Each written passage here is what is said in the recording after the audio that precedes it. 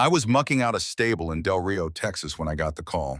45 years old, 8 months sober, and everything I owned fit in the bed of a 1997 Ford Ranger with 240,000 miles on it. The phone said Montana unknown. I almost didn't answer.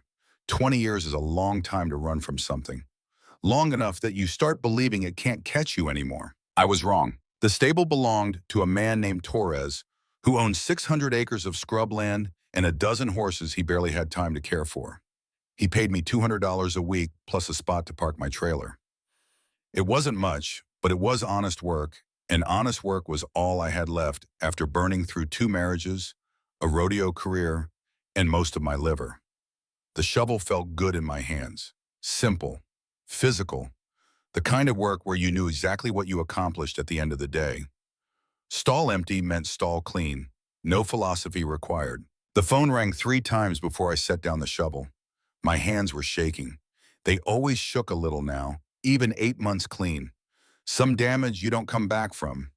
You just learn to work around it. Hello. The voice on the other end was old and tired. The voice of a man who had delivered news like this 1,000 times before and never gotten used to it. This Cole Hartley? Yeah. My name is Hank Dawson. I'm calling from Bitterroot Valley, Montana. I'm a friend of your father's. I didn't say anything. The stable suddenly felt smaller, the air thicker. Somewhere in the distance, Torres's horses were moving in their paddock, hooves soft against dry earth. I focused on that sound, tried to anchor myself to something real. Cole, your father died 6 days ago. The words landed like fists. Not hard, not surprising, just inevitable. The kind of punch you see coming for 20 years but never quite prepare for. How? Heart attack. He was fixing a fence during a storm. By the time I found him, he'd been lying in the snow for 4 hours. I pressed my hand against the stable wall, wood rough under my palm, splinters catching skin. Good. Pain was good. Pain meant you were still there, still standing. Funeral is tomorrow, Hank said. I figured you'd want to know. Thank you for calling. You coming? No. The silence stretched between Montana and Texas like barbed wire. I could feel Hank weighing his words on the other end, deciding whether to push or let it go. He let it go. There's something else. Your father left a will. Ranch goes to you, all 420 acres. The lawyer will be in touch. He hung up before I could respond. I stood there in that stable for a long time, the phone dead in my hand, the shovel leaning against the wall where I'd left it. Around me, the smell of hay and horse manure and sweat, the smell of work, the smell of distance, the smell of running. My father was dead, Frank Hartley, born 1947, died 2023. 76 years on this earth, and the last 20 of them wondering where his son had gone. I knew this because my sponsor at AA, a woman named Rita, who'd been sober 15 years and took exactly 0 shit from anyone, had told me 6 months ago that making amends meant facing the people you'd hurt. Even the ones who were dying, especially the ones who were dying. I hadn't listened. Now it was too late. I picked up the shovel and went back to work. The stall wasn't going to clean itself, and thinking about dead fathers wouldn't change a damn thing. But my hands kept shaking. The letter arrived 3 days later. Federal Express, signature required. Torres brought it out to my trailer and handed it to me with a look that said he knew exactly what kind of news travels in packages like that. I thanked him and waited until he left before I opened it. Inside was a single sheet of letterhead from Michaels and Associates, attorneys at law, Bitterroot Valley, Montana. The language was formal and cold, the kind of words lawyers use to make death sound like a business transaction. Estate of Franklin James Hartley. Sole beneficiary Cole Michael Hartley. Please contact our office at your earliest convenience to discuss terms of inheritance and execution of will. There was a phone number at the bottom. I sat on the steps of my trailer and looked out at the Texas scrubland. Heat shimmering off the ground. Dust devils dancing in the distance. Nothing for miles but mesquite and memories. This was as far as I'd gotten from Montana, 2,000 miles and 20 years, and it still wasn't far enough. I called the number. A woman answered. Professional voice. Efficient. Michaels and Associates. I'm calling about the Hartley estate. One moment, please. Hold music. Something classical. Mozart, maybe. I didn't know classical music. Frank had tried to teach me once. Said a man should know more than just country and western. I told him cowboys didn't need Mozart. He looked at me with those eyes that could see straight through to the back of your skull and said, Cole, there's a lot of things cowboys don't need. Doesn't mean they shouldn't have them. I never learned Mozart. The music stopped. A new voice came on, male this time, older, authority without arrogance. Mr. Hartley, thank you for calling. My name is Robert Michaels. I'm handling your father's estate. What do I need to do? There are papers to sign, details to discuss. The will has some specific conditions that require your presence here in Montana. Conditions. Yes, your father was quite clear about the terms of inheritance. If you're able to travel, I'd suggest we meet as soon as possible. There are time-sensitive elements involved. I'm in Texas. I'm aware. How soon can you be here? I looked at my truck, at the trailer that held everything I owned, at the empty road stretching north. Going back to Montana meant facing everything I'd spent 20 years running from. Going back meant looking at the ranch I'd abandoned, the father I'd left, the life I'd thrown away for rodeo dreams that died in a bottle somewhere outside Cheyenne. But not going back meant losing the only thing Frank had left to give me. And I'd taken enough from that man without taking his last gift too. I can be there in 2 days. I'll expect you on Friday then. Drive safe, Mr. Hartley. He hung up. I sat there on those trailer steps until the sun went down and the Texas heat finally broke. Somewhere in the darkness, Torres's horse were settling in for the night. The sound of their breathing carried across the still air. Low and rhythmic, the sound of living things at peace. I hadn't felt peace in 20 years. The drive north took 28 hours. I stopped twice for gas and once to sleep in a rest area outside Cheyenne. The truck ran rough, but it ran. 240,000 miles, and she still had some fight left, more than I could say for myself. I drove through the night mostly, easier that way. Darkness hid the landscape, hid the gradual shift from Texas scrubland to Wyoming plains to Montana mountains. If I didn't look too hard, I could pretend I was driving anywhere. Driving nowhere.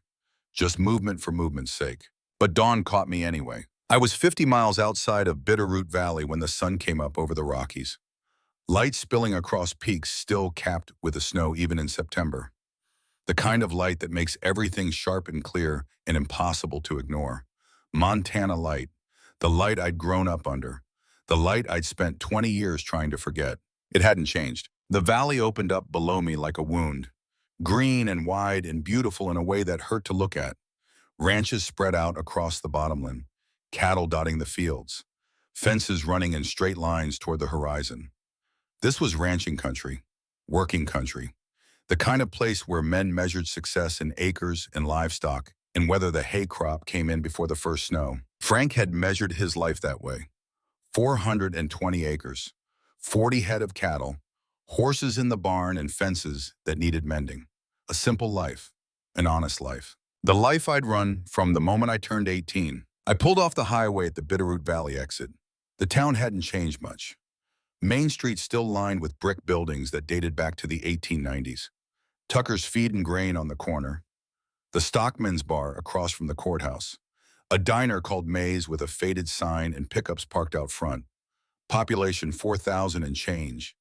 The kind of place where everybody knew everybody and strangers stood out like blood on snow. My truck stood out. I parked in front of Michaels and Associates and sat there for a minute, getting my breathing under control. Getting my head straight. 8 months sober meant 8 months of actually feeling things instead of drowning them in whiskey. It was harder than staying drunk. Some days it was the hardest thing I'd ever done. This was one of those days. The law office was on the second floor above a real estate company. I climbed the stairs and pushed through a door with frosted glass and Robert Michaels, attorney at law, stenciled in gold letters. Inside, the air smelled like old paper and leather furniture. A receptionist looked up from her computer and smiled. Mr. Hartley? Yes, ma'am. Mr. Michaels is expecting you. Go right in. She gestured to a door on the left. I knocked once and entered. Robert Michaels was older than his voice suggested. 70, at least. White hair and a face like weathered stone. But his eyes were sharp and his handshake was firm. The kind of lawyer who'd seen everything twice and believed about half of it. Thank you for coming all this way. Didn't have much choice. He smiled slightly. Number one, I suppose you didn't. Please sit. I sat. The chair was leather and comfortable. The office was lined with law books and photographs of Montana landscapes. On the desk between us sat a folder with my name on it. Michaels opened the folder and pulled out several documents. Your father's will is straightforward in most respects. The ranch, all livestock, equipment, and structures go to you as sole heir. There are some debts attached to the property, which I'll explain in a moment. But first, there's a letter. He handed me an envelope. My name was written on the front in Frank's handwriting. Block letters, careful and deliberate, the way he did everything. I didn't open it. Not yet. Michaels continued. The debts total approximately $87,000. Medical expenses for your mother, property taxes, a loan from the bank for ranch improvements. The ranch itself is worth considerably more, somewhere in the neighborhood of $400,000 depending on market conditions. But you should be aware of the financial situation before you make any decisions. $87,000. I had $1,200 to my name. What happens if I can't pay? The bank will foreclose. Standard procedure. You'd have 120 days to either pay in full or make arrangements. And if I sell, that's your right as owner. I've already had an inquiry from a local developer interested in purchasing the property. I looked at the envelope in my hands. At my father's handwriting, spelling out my name. 20 years I'd been gone, and he still wrote my name the same way he'd written it on birthday cards when I was 10. What else? Michaels leaned back in his chair. There's a condition attached to the inheritance. Your father was specific about this. In order to claim the ranch, you must live on the property for a minimum of 6 months and complete what he refers to as his last wish. Last wish. Yes, he didn't elaborate in the official will. He said you would understand what it meant. I didn't understand a damn thing. And if I don't, then the property goes to auction and proceeds are divided among several local charities. Your father was very clear. 6 months residency and completion of his final request. Those are the terms. I stared at that envelope, at those careful block letters. Can I think about it? Of course. But I should mention that time is already running. Your father passed 6 days ago. The 6-month clock started the day of his death. So I had less than 6 months. I stood up. Suddenly, the office felt too small, too warm. I needed air, needed space, needed to not be sitting in a lawyer's office talking about my dead father's last wishes like it was a business deal. I'll be in touch, Mr. Hartley. I stopped at the door. Your father was a good man, one of the best I've known in 40 years of practicing law in this valley. Whatever happened between you two, he never stopped believing you'd come home. I left before he could say anything else. Outside, the Montana sun was bright and merciless. I sat in my truck and finally opened the envelope. Inside was a single sheet of paper. Frank's handwriting again. Not a long letter. Frank never used 10 words when 5 would do. Cole, if you're reading this, I'm gone. The ranch is yours if you want it. If you don't, that's your choice. But I'm asking you to stay 6 months. Fix what I broke. The rest will make sense when you get here. I'm proud of you, son. Always was. Always will be, Dad. Fix what I broke. I read it 3 times trying to understand. Frank never broke anything. He was the most careful man I'd ever known. Measured twice, cut once, did things right the first time, built fences that lasted 40 years and trained horses that never forgot their lessons. What the hell had he broken? I folded the letter and put it back in the envelope, put the envelope in my glove box, started the truck, and sat there with the engine idling, trying to decide. I could drive back to Texas, let the bank have the ranch, let Frank's last wish die with him, go back to mucking stalls for $200 a week and living in a trailer and pretending that was enough of a life. Or I could stay. 6 months, fix what I broke. I pulled out of the parking lot and drove east toward the ranch. The road was familiar even after 20 years. Every curve, every turn, every landmark burned into memory. The old Johnson place on the left, the creek that flooded every spring on the right, the stand of cottonwoods where I'd kissed Sarah Mitchell when we were 16. All of it still there, all of it waiting. The ranch appeared around the final bend like a ghost. 420 acres of valley bottom stretching from the road to the tree line. Pastures gone to seed, fences sagging, the barns standing gray and weathered against the mountains. And the house. 2 stories of white clapboard that hadn't seen paint in a decade. Windows dark, porch sagging on the south end. It looked abandoned. It looked like every mistake I'd ever made was waiting for me in that driveway. I pulled in and killed the engine. The silence was absolute. No wind, no birds, just the tick of the cooling engine and the sound of my own breathing.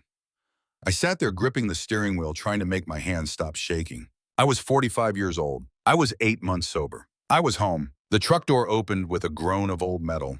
I stepped out into Montana air. cool and thin and sharp with the smell of pine and grass and distance. Everything in Texas had smelled flat, dried out, dead. This air was alive. It cut through your lungs and woke up parts of you that had been sleeping. I didn't want to wake up. The house was locked, but I knew where Frank kept the spare key. Same place he'd kept it for 40 years.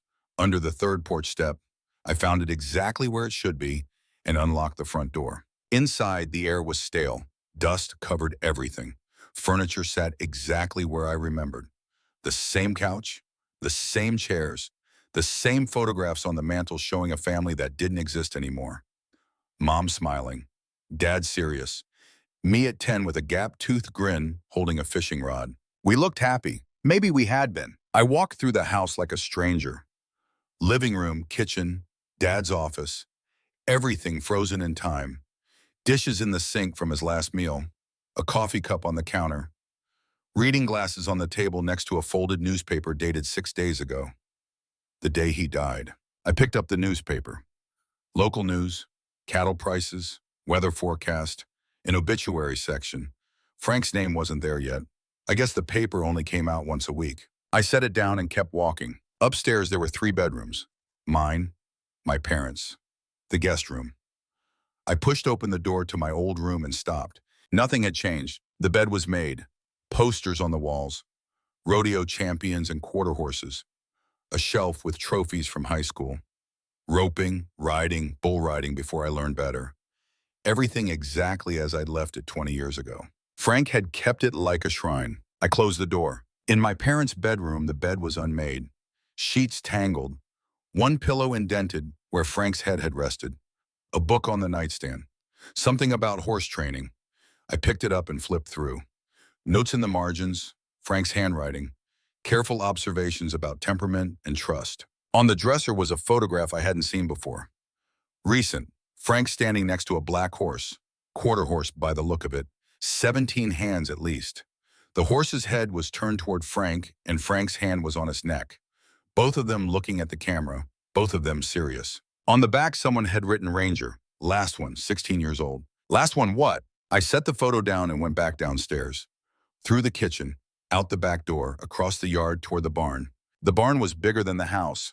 Hayloft on top, stalls below, tack room on the east end. Frank had built it himself 40 years ago, with help from neighbors and lumber hauled from a mill in Missoula. It was solid, built to last, built to outlive the man who made it. The door was open. I stepped inside and stopped. A horse stood in the last stall. Black coat, white blaze. The same horse from the photograph. Ranger. He was big, bigger than any horse Frank usually worked with. His head was down and he didn't look up when I entered. Something was wrong. I walked closer. Slow, easy. The way Frank had taught me when I was 10. Never spook a horse. Never rush. Let them see you coming. Let them decide. The horse didn't decide anything. He just stood there, head down, breathing shallow. In the dim light I could see his ribs. Not terrible, but visible. And his water trough was low, almost empty. The feed bin looked untouched. How long had he been alone? 6 days, since Frank died. Jesus Christ. I looked around the barn, found a hose, filled the water trough. The sound of running water finally got the horse's attention. He lifted his head and looked at me. Dark eyes, intelligent. But something in them was broken. Something hurt. I know the feeling, I said. The horse watched me fill the trough, then lowered his head and drank. Long and steady. The kind of drinking that said he'd been thirsty for a while. When he finished, he looked at me again. Waiting. I found feed in the storage room. Oats and grain, measured out what looked right and poured it into his bin. He ate slowly, carefully, like he wasn't sure it would last. I sat down on a hay bale and watched him eat. This was what Frank had been doing when he died, taking care of this horse. And when Frank died, the horse was left alone, 6 days without anyone. 6 days waiting for someone who would never come back. Just like I'd left Frank 20 years ago. The parallel wasn't subtle. The horse finished eating and turned to look at me. We studied each other across 10 feet of barn floor. Man and animal. Both abandoned, both waiting. I'm Cole, I said. I guess I'm supposed to take care of you now. The horse didn't respond. Horses don't. But he didn't look away either. I stood up and walked closer. Slow, easy, the way Frank taught me. The horse tensed, muscles bunching, ready to bolt or fight. I stopped, held out my hand, palm up, empty. I'm not going to hurt you. The horse's ears flicked forward, listening, processing, making calculations about threat levels and trustworthiness, taking the measure of this stranger who smelled like whiskey and regret and 2,000 miles of running. After a long moment, the horse turned away, back to his feed bin, dismissing me. Fair enough. I left him there and walked back outside. The sun was setting behind the mountains, long shadows stretching across the valley. The air cooling fast, the way it does in Montana, going from 70 to 40 in the space of an hour. I sat down on the porch steps and looked out at 420 acres of responsibility. 6 months. Fix what I broke. Complete his last wish. I had no idea what any of it meant. No idea how to pay $87,000 in debt. No idea how to run a ranch I'd abandoned before I understood what it meant. No idea how to take care of a horse I just met or honor the memory of a father I'd run from. But I was here, and for the first time in 20 years, I didn't have anywhere else to run. Behind me, the house stood dark and empty. In front of me, the land stretched toward night. And in the barn, a horse named Ranger stood alone in the shadows, waiting for someone to save him. Just like Frank had waited for me. The stars came out one by one. The same stars I'd grown up under. The same constellations Frank had taught me to navigate by. Orion, the Big Dipper, Cassiopeia, all of them still there, still shining, still pointing north, still pointing home. I pulled out my phone and called the one person who might understand. Rita answered on the second ring. Cole, where are you? Montana. She was quiet for a moment. Rita was good at quiet, good at letting silence do the work that words couldn't. Your father? Dead. I'm sorry. I'm at the ranch. How long? 6 months, maybe. You gonna make it? I looked out at the darkness, at the land I'd inherited, at the life I'd been given a second chance at. I don't know. Rita was quiet again. Then she said the thing she always said, the thing I needed to hear. One day at a time, Cole. You don't have to figure out 6 months. You just have to figure out today. What about today? Did you drink? No. Then today you made it. Tomorrow you wake up and you make it again. That's all sobriety is. That's all life is. String enough todays together and eventually you got a year. You got a life. You got a chance. I'm scared, Rita. Good. Means you're paying attention. She hung up. I sat there on those porch steps until the cold drove me inside.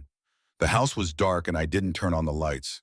Just found my way by memory and moonlight to the couch in the living room. Lay down still wearing my boots. Pulled an old blanket over myself that smelled like dust and time. Tomorrow I'd figure out what Frank meant. Tomorrow, I'd start fixing what was broken. Tomorrow, I'd try to become the kind of man who deserved a second chance. But tonight, I just closed my eyes and listened to the silence of a house that hadn't heard my breathing in 20 years. And somewhere in the darkness, I could almost hear Frank's voice. Welcome home, son. Welcome home.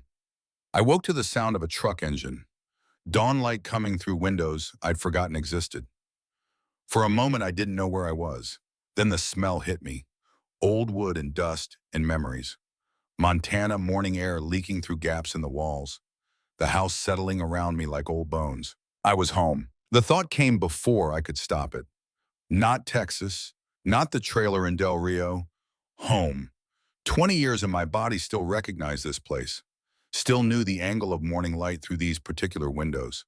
Still remembered which floorboards creaked and where the cold air came in. Some things you don't forget. You just pretend you did. The truck engine cut off. A door slammed. Footsteps on gravel. I sat up, my back complaining. Sleeping on a couch at 45 hits different than it did at 25. Everything hurts longer. Everything takes more time to forgive. I made it to the front door as someone knocked. 3 solid raps. The knock of a man who'd knocked on this door 1,000 times before. I opened it. The man on the porch was old, 70 at least. White hair under a sweat-stained Stetson. Face like weathered leather. Hands that had worked a lifetime written in every callus and scar. He looked at me with eyes the color of stone and nodded once. You must be Cole. I am. Hank Dawson, I called you in Texas. I remember. We stood there sizing each other up. 2 men who knew about each other but didn't know each other. I could see him taking my measure. Seeing the years etched in my face. The damage written in my hands. The truth of what 20 years running will do to a man. Whatever he saw, it didn't seem to surprise him. Coffee's on if you want some. I brought supplies. He didn't wait for an answer, just turned and walked back to his truck. Started pulling out grocery bags. I watched him for a moment, then went to help. We carried everything inside without talking. Bread, eggs, coffee, bacon, milk. The basics a man needs to survive. When the last bag was inside, Hank moved through the kitchen like he owned it. Found the coffee pot, measured out grounds, filled the reservoir, hit the switch. The machine grown to life, ancient but functional, like everything else in this house. "You been taking care of the place?" I asked. "Best I could. 6 months since Frank got really sick. He wouldn't let me do much. Stubborn old bastard wanted to do it all himself. 6 months. That's how long Frank had been dying, and I hadn't known, hadn't called, hadn't asked." Hank leaned against the counter and studied me. "He talked about you sometimes. Never said much, just that you were out there somewhere, working, living your life. Did he ask you to find me?" "Number." Frank wasn't the asking type. Said if you wanted to come home, you knew where it was. The coffee finished brewing. Hank poured 2 cups, handed me one. Black, the way cowboys drink it. No sugar, no cream, just fuel. I drank. It was terrible. The best terrible coffee I'd had in years. "You see the horse?" Hank asked. "Ranger, yeah. He tell you the story?" "Number one, I just saw a picture. Black horse, your father wrote last one on the back." Hank nodded slowly, set his cup down, looked out the window toward the barn. "Ranger showed up 3 years ago. Wild. Mustang crossed with quarter horse would be my guess. Someone abandoned him on BLM land. He was in bad shape, underfed, abused. Frank found him during a cattle drive and brought him home. And trained him. Tried to. That horse is the stubbornest animal I've ever seen. Frank spent 3 years working with him. Made progress. Then he'd backslide. Made more progress. Backslide again. Most men would have given up. Sold him, put him down. But Frank kept at it. Why? Hank looked at me. I think you know why. The words settled between us like stones. I took another drink of coffee. It didn't help. "How's he doing now?" I asked. "Not good. He hasn't let me near him since Frank died. Won't eat properly. Won't come out of that stall. He's grieving." "Horses grieve?" "Everything grieves, Cole. You just gotta know how to see it." We drank our coffee in silence. Outside, the sun climbed higher, lights spilling across the valley, illuminating everything I'd tried to forget. The pastures, the fences, the mountains standing guard over it all. "How bad is it?" I finally asked. "The ranch." Hank didn't sugarcoat it. "Bad. Your father mortgaged the place 5 years ago to pay for your mother's care. Then he got sick himself. Medical bills, property taxes, general maintenance he couldn't keep up with. I'd estimate you're looking at close to 90,000 in debt." Michael said 87. "He's a lawyer, they round down." I did the math in my head. $1,200 to my name, 90,000 in debt. Even if I sold the ranch, paid everything off, I'd be left with maybe 200,000. Split that for taxes. Maybe clear 150. $150,000. More money than I'd seen in my life. Enough to start over somewhere. Buy a small place. Live quiet. Disappear into a life that didn't ask questions about the past. But it would mean selling Frank's legacy. Turning 420 acres of family history into a check.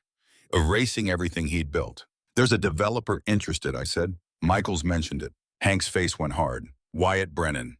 He's been circling this place for 5 years. Offered to buy it 3 times. Frank told him to go to hell each time." "What's Brennan want with it?" "Same thing developers always want. Tear down the house, subdivide the land, build vacation homes for people from California who want to pretend they're cowboys on weekends." I thought about that, about Frank's house reduced to lumber, about the barn demolished, about fences pulled up and the land carved into pieces and sold to the highest bidder. "How much is he offering?" Hank hesitated. 340,000, close in 30 days. I set down my coffee cup. "That's less than it's worth. 80,000 less at least. But he knows you're in a bind, knows you got debt, knows you probably can't afford to wait for a better offer." Smart, predatory. We looked at each other across the kitchen. 2 men who understood how the world worked, how money talked and desperation listened. "What would Frank want me to do?" Hank smiled, not a happy smile, a sad one. "Frank would want you to tell Brennan to shove his money up his ass. But Frank had 40 years invested in this place. You got 20 years of absence. Nobody could blame you for taking the money and running, except maybe yourself." The words hit harder than he probably intended, or maybe exactly as hard as he intended. Hank had that cowboy way of speaking, soft words carrying sharp edges. "I need to think about it." "Take your time. You got 120 days before the bank forecloses. That's forever. He picked up his hat from the counter. I'll be back tomorrow. Check on Ranger. Bring more supplies. You need anything before then? I shook my head. Hank walked to the door, then stopped. One more thing. There's a feed store in town. Ruth Morgan runs it. Your father had an account there. She's been asking about you. Asking what? If you were coming home. If you were staying. She keeps the books for a lot of ranches around here. Knows the financial situation better than most. Might be worth talking to her. I'll think about it. Cole. I looked at him. Frank left you something besides debt in a broken-down ranch. He left you a choice. What kind of man you want to be? Running man or staying man, both are hard, but only one of them lets you sleep at night. He put on his hat and walked out. I stood in that kitchen, listening to his truck drive away.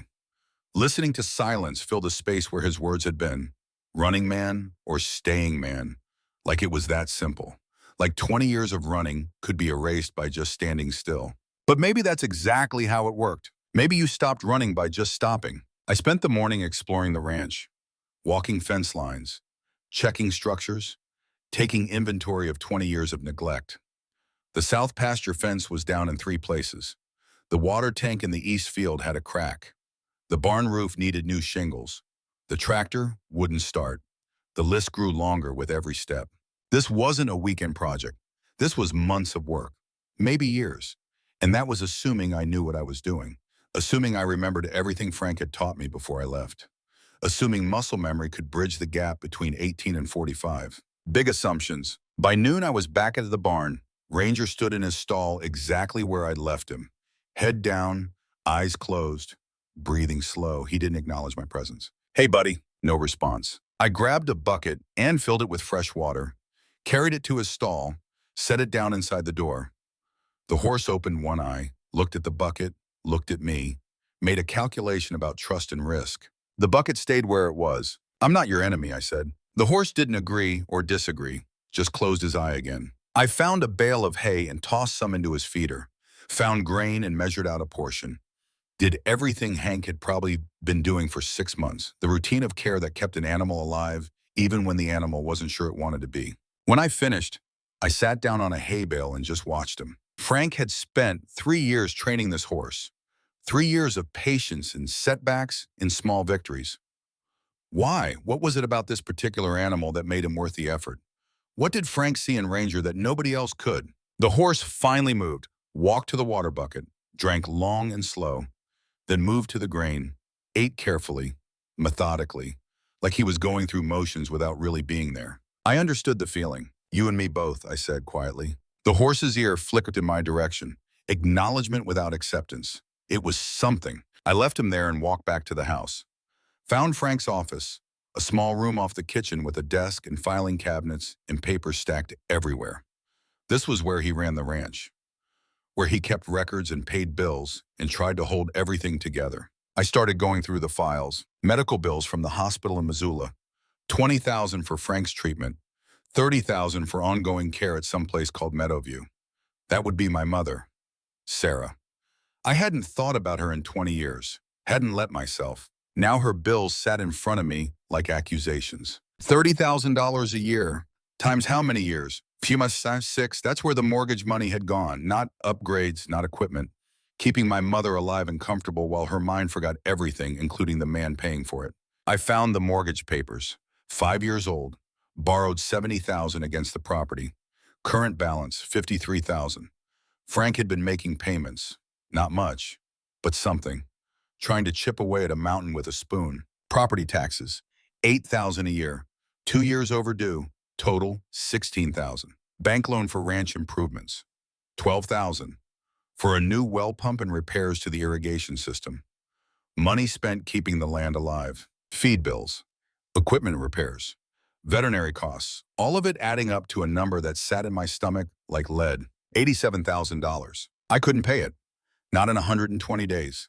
Not in 120 years at $200 a week mucking stalls in Texas. But maybe I didn't have to pay it all at once. Maybe I could make payments, negotiate with the bank, sell some cattle, pick up work around the valley, string together enough money to buy time. And then what? Run this ranch alone? Me and a horse that wouldn't let me touch him? make a living off 420 acres when I didn't know the first thing about modern ranching. The smart move was to sell, take Brennan's money, walk away clean. But smart moves and right moves aren't always the same thing. I kept digging through papers, found a ledger with Frank's handwriting, income and expenses going back 10 years.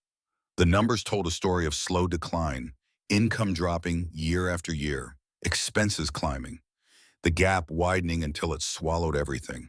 But there was something else. Notes in the margins, observations about cattle markets, ideas for diversification. A phone number for someone named Ruth Morgan with the notation knows everyone, knows everything. Ruth, the feed store owner Hank mentioned. I found my phone and dialed the number. She answered on the second ring. Morgan's Feed and Grain. Is this Ruth? It is. Who's asking? Cole Hartley. Hank Dawson said I should call. Silence.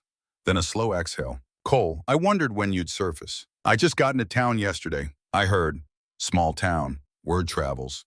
You planning to stay? I don't know yet. Well, when you figure it out, come by the store. I've got your father's records. Might help you make up your mind. She hung up before I could respond. I sat there in Frank's office, surrounded by evidence of a life spent trying to hold things together. A good man doing good work and slowly losing anyway. That's what ranching was. That's what life was. You fought and you lost, and you kept fighting because what else was there? But Frank hadn't kept fighting. He died alone in a snowstorm, trying to save a horse. That wasn't giving up.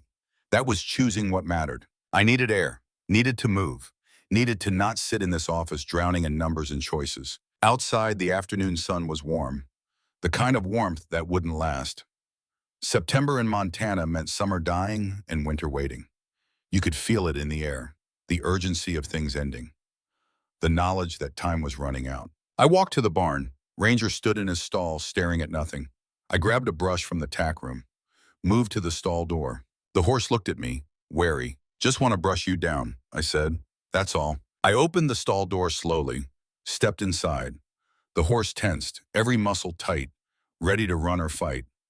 I stopped, held up the brush. Easy, easy now. Ranger's eyes stayed locked on mine, dark and deep and full of something that looked like grief. This horse had loved Frank, had trusted him, and Frank had disappeared one day and never come back. Now a stranger stood in his stall with a brush and empty words. I get it, I said quietly. I left him too. Left and didn't come back. He probably waited for me, like you're waiting for him. Probably hoped every truck in the driveway was me coming home.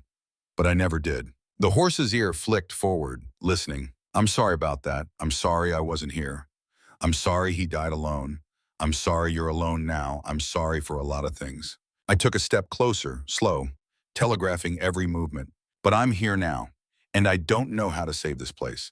I don't know how to pay off the debt or run a ranch or be the kind of man Frank wanted me to be. But I know how to brush a horse. He taught me that when I was 10. So if you'll let me, I'd like to try. Ranger didn't move, didn't flee, didn't attack. Just stood there watching this broken man with a brush making promises he might not be able to keep. I raised the brush, moved it toward his shoulder. Slow, gentle. The horse flinched, stepped back, but didn't bolt. I followed, kept talking, kept moving slow. That's it. That's all I'm asking. Just let me try. The brush touched his coat. He tensed, but held still. I moved it in long, slow strokes, working out dust and dirt, feeling the warmth of living muscle beneath, feeling the horse slowly, infinitely slowly, begin to relax. We stood there for 20 minutes, man brushing horse, neither of us trusting completely, neither of us running, just two damaged creatures trying to figure out how to exist in the same space without hurting each other. When I finished, I stepped back. Ranger looked at me. Something in his eyes had changed. Not trust, not yet, but maybe the beginning of possibility. I'll be back tomorrow, I said. The horse didn't respond, but he didn't look away either. I left the barn and drove into town. Morgan's Feed and Grain sat on Main Street next to the hardware store. I pulled into the parking lot and sat there for a minute, getting my nerve up, getting ready to face another person who'd known Frank, another person who'd measure me against the man he'd been and find me wanting. But I couldn't sit in the truck forever. The store smelled like grain and leather and hard work. Bags of feed stacked against walls, saddles hanging from rafters, tools organized on pegboards, everything clean and orderly.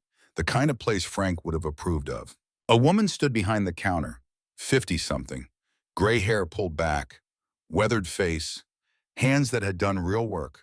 She looked up when I entered. Cole, Ruth. She studied me for a long moment, then nodded toward a door at the back. Come on, office is this way. I followed her through the store, past customers browsing, past a kid stocking shelves, into a small office crammed with filing cabinets and a desk covered in paperwork. Ruth pulled out a folder and set it on the desk between us. Your father's account, everything he bought for the past 10 years.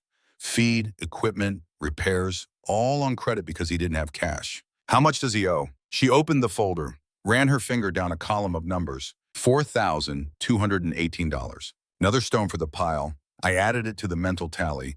91,000, might as well be 91 million.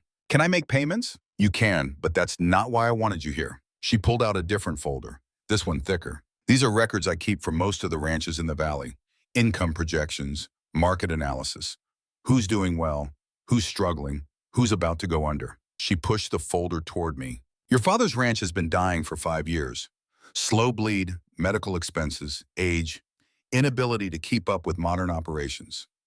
I tried to help, gave him advice, connected him with other ranchers, but Frank was stubborn, wanted to do it his way. That sounds like him. Ruth leaned back in her chair. Here's what you need to know. The land is worth $400,000, maybe $450 if the market's right. The debt is $91,000. That leaves you $350 profit if you sell. I could tell there was a but coming. But Wyatt Brennan is offering $340, $20,000 less than the place is worth. And he wants to close in 30 days, which means you either take his offer or you find another buyer fast. And buyers for ranch land aren't exactly lined up around the block. Why is he lowballing? Because he knows you're desperate, because he's been waiting for this, because that's how business works. I looked at the numbers in front of me, the weight of them, the inevitability. What would you do? Ruth was quiet for a moment. When she spoke, her voice was softer. What I would do and what you should do might be different things. I'm not carrying the weight you're carrying. I didn't leave my father for 20 years. I don't have anything to make amends for. The words weren't cruel, just honest. The kind of honesty that cuts clean. But I'll tell you what Frank told me 3 months before he died. He said Cole's gonna come home someday. And when he does, he's gonna have to choose between the easy thing and the right thing. I hope I raised him to know the difference. She closed the folders. You want my advice? Talk to Brennan, hear what he has to say, then make your choice with all the information. Don't run blind. How do I reach him? She wrote a number on a slip of paper and handed it to me. Tell him Ruth sent you. He'll meet with you. I stood up, started to leave, then stopped. Thank you. Don't thank me yet. You haven't made your choice. I walked out of that feed store carrying the weight of numbers and decisions. 91,000 in debt, 340,000 cash offer, 120 days until foreclosure, all of it pressing down like gravity. The smart choice was obvious. Take the money, walk away, start fresh somewhere with more money than I'd ever had. Live quiet, stay sober. Forget Montana and broken horse and fathers who died waiting. The right choice was something else entirely. I sat in my truck and looked at Brennan's number. All I had to do was call. Set up a meeting, listen to his pitch, sign papers, cash a check. Simple. But I thought about Ranger standing in that stall, about the way he'd let me brush him today, about the beginning of trust in his eyes. I thought about Frank's letter, fix what I broke. I thought about Hank's words, running man or staying man. I put the phone away. Not today. Maybe not ever, but not today. I drove back to the ranch as the sun set behind the mountains. The house looked different in evening light. Less abandoned. More like something waiting. Something patient. I spent the evening going through more of Frank's papers. Found his journal buried in a drawer. Leather bound. 40 years of entries. I opened it to a random page. June 15th, 1998. Cole turned 13 today. Took him to the rodeo in Missoula. He rode a junior bull. 8 seconds. Perfect form. Everyone said he's a natural. I told him natural means nothing without discipline. He got mad. Didn't talk to me the whole drive home. But tomorrow he'll be back in the arena practicing. That's who he is. Stubborn. Determined. Just like his old man. I turned pages. Found another entry. March 3rd, 2003. Cole left today. Didn't say goodbye. Packed his truck and drove away at dawn. I knew it was coming. Rodeo scout from Wyoming offered him a spot. I told him no. Told him he wasn't ready. He went anyway. Sarah cried all morning. I wanted to, but men like me don't cry. We just work. So I fixed the fence in the north pasture. Told myself he'd be back when he figured out rodeo wasn't everything. I'm still waiting. The words blurred. I wiped my eyes, kept reading. Years of entries, small observations, work done, weather patterns, cattle prices, and scattered throughout like prayers, mentions of me, wondering where I was, hoping I was okay. Never angry, never bitter, just waiting. The last entry was dated 6 days before he died. September 18th, 2023. Ranger is the last one. If I can save this horse, maybe Cole can save himself. Mirror images, those two. Both broken, both stubborn, both worth the fight. I'm running out of time. Heart's not what it used to be, but I'll keep working with Ranger. Keep hoping. Keep waiting. That's all a father can do. Wait and hope and trust that love is enough. I closed the journal, set it down, stared at nothing for a long time. The phone rang, unknown number. I almost didn't answer, but something made me. Hello. The voice on the other end was professional, confident. Cole Hartley? This is Wyatt Brennan. Ruth Morgan said you might be calling. Thought I'd save you the trouble. Of course he did. Small town. Everyone knows everything before you know anything. Mr. Brennan, call me Wyatt. Listen, I know you just got into town. Know you're dealing with a lot. I don't want to pressure you. Just want to talk, lay out my offer, see if we can help each other. I'm listening. Not over the phone, face to face. Tomorrow, there's a diner on Main Street. Maze, meet me there at noon. Just a conversation, no commitment. He had it all planned out. Location, time, casual setting. Make it feel friendly. Make it feel like help instead of what it was. A buyout. I'll think about it. That's all I'm asking. Just think about it. He hung up. I sat there in Frank's office holding a dead phone. Outside, night had fallen completely. Stars emerging one by one. The same stars I'd grown up under. The same stars that had watched me leave and watched Frank wait and watched everything fall apart. Tomorrow, I'd meet Brennan, hear his offer, look at numbers and projections and the future he wanted to buy. But tonight, I walked out to the barn one more time. Ranger stood in his stall, awake, watching the door, watching for someone who would never come. I opened the stall door, stepped inside. The horse tensed but didn't flee. I sat down in the corner, back against the wall, just being there, sharing space, sharing grief. We stayed like that for hours, man and horse, both alone, both broken, both trying to figure out how to keep going when the thing we'd been waiting for was never coming back. Sometime after midnight, Ranger lay down, folded his legs, rested his head. And for the first time since Frank died, the horse slept while someone watched over him. I stayed until dawn, watching, waiting, keeping vigil. And when the sun came up over the mountains, I finally understood what Frank had meant. Fix what I broke. It wasn't about fences. It was about trust. It was about staying when everything in you wanted to run. It was about proving that some things, some promises were worth keeping, even when keeping them cost everything. Especially then. May's Diner hadn't changed in 20 years. Same red vinyl booths, same black and white checkered floor, same smell of coffee and bacon grease that probably dated back to 1950. I stood in the doorway at 11:58 and scanned the room. Every head turned. Small town muscle memory. Stranger walks in, everyone looks. Except I wasn't a stranger. I was the prodigal son, the one who left, the one who came back too late.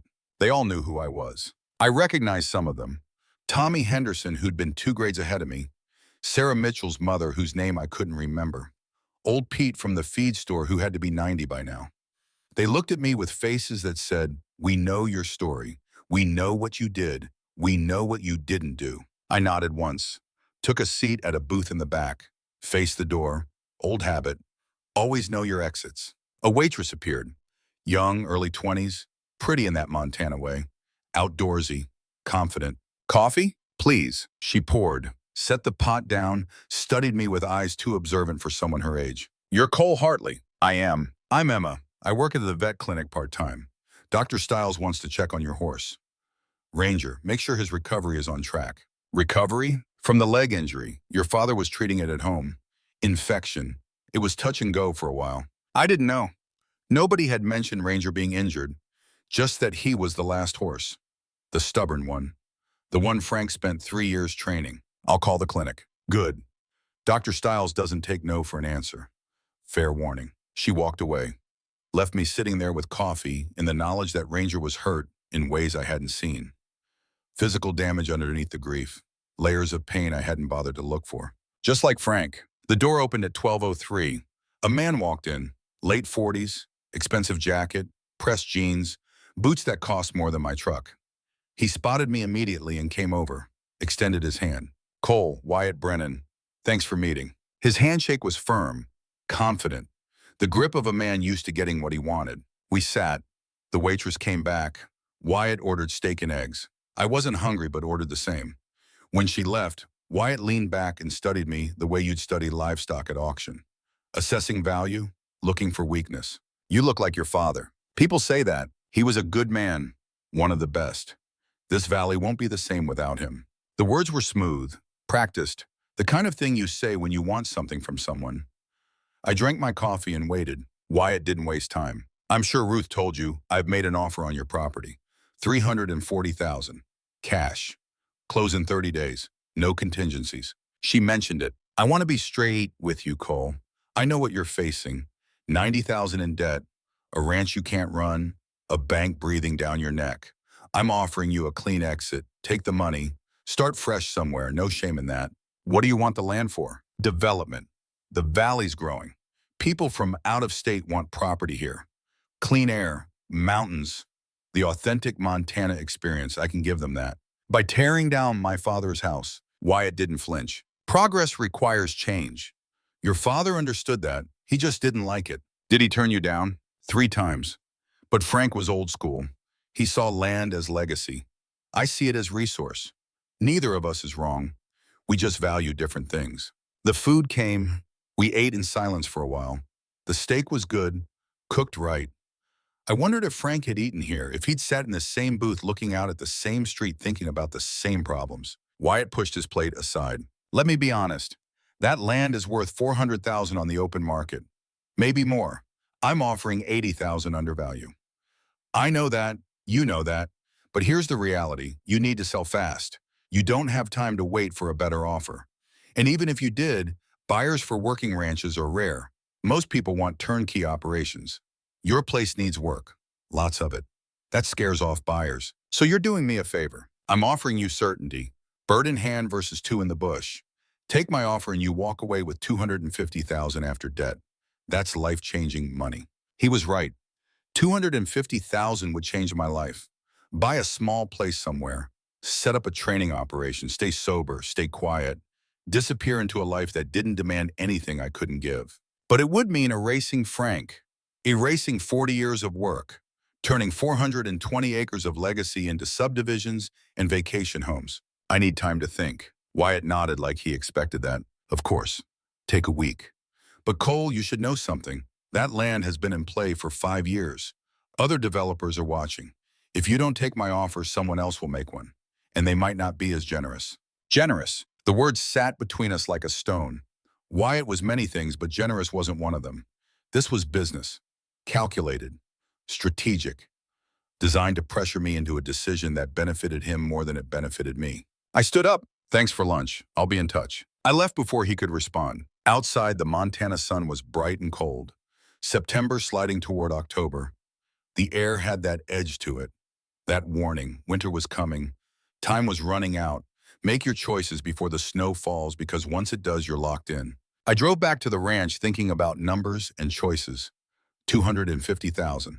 Enough to start over. Enough to run from the weight of this place. But running was what got me here in the first place. The ranch was quiet when I pulled in.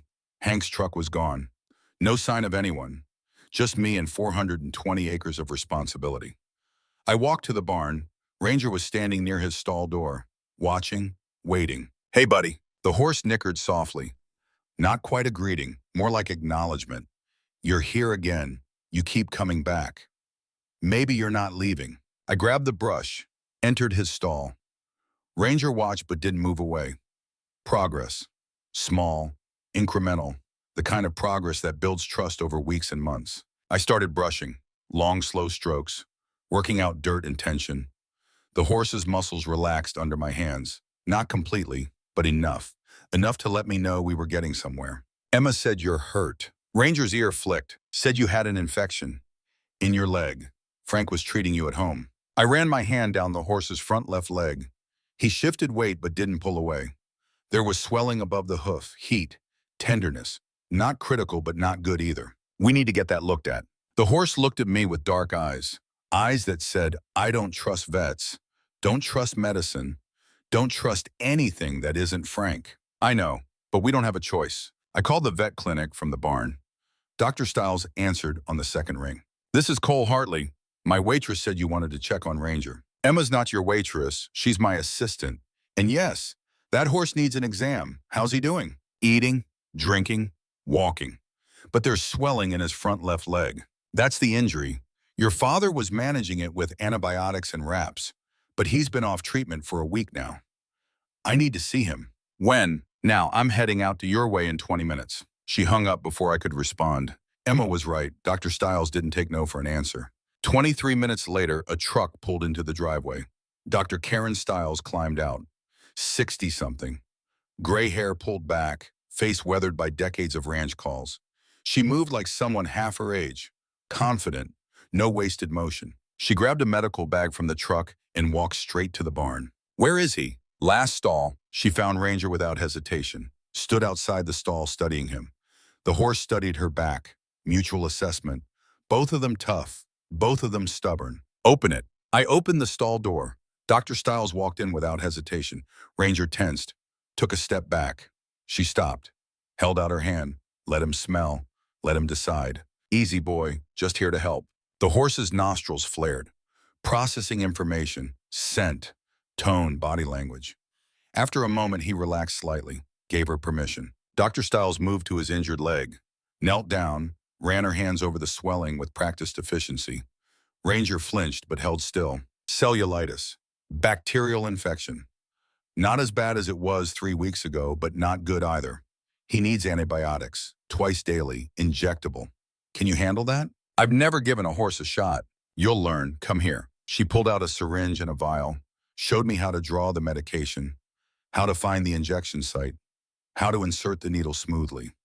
Confident, like you'd done it 1,000 times. Horses sense hesitation. You hesitate, they react. Be decisive, quick, clean. She demonstrated on Ranger. The horse barely noticed.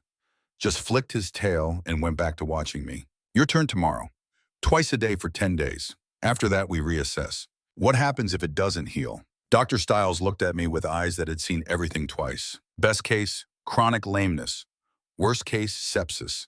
I've seen horses lose legs to infections like this. Your father knew that. He was vigilant. And now that's my job. Now that's your job. She packed up her bag. Emma said you're Frank's son, the one who left. The words weren't accusatory, just factual.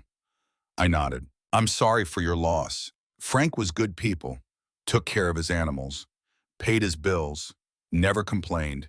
The kind of man this valley needs more of. She paused at the stall door. You planning to stay? I don't know. Well, that horse needs someone. So does this ranch. Figure it out before winter. Montana doesn't forgive indecision. She left. I stood in that barn with Ranger staring at me and a syringe in my hand and the weight of choices pressing down. The horse needed me. The ranch needed me. Frank's legacy needed me. But I needed something too. I needed to know if I was staying man or running man. I needed to know if $250,000 was worth more than proving I could keep a promise. I didn't have an answer. That night I went back to Frank's office. Back to the papers and files and evidence of a life spent working. I found tax returns going back 20 years. Saw the income decline year over year. Saw the medical expenses climb. Saw the moment 5 years ago when everything changed. The year Mom went into memory care. I found the facility information, Meadowview Memory Center, Missoula, phone number.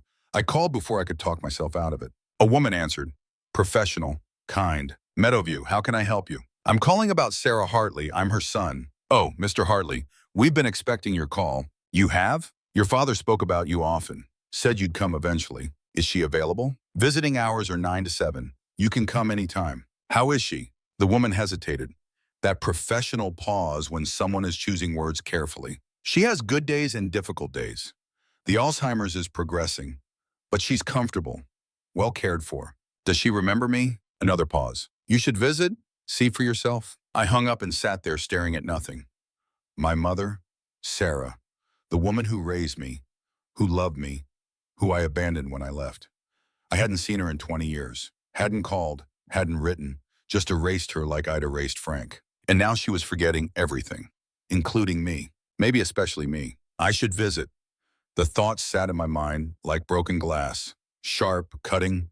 I should drive to Missoula, sit with her, let her not recognize me, let her ask who I am, let her forget me to my face. But I wasn't ready, not yet. I went back to the papers, found something I'd missed before, a second journal, smaller, older, hidden under Frank's ledgers. I opened it.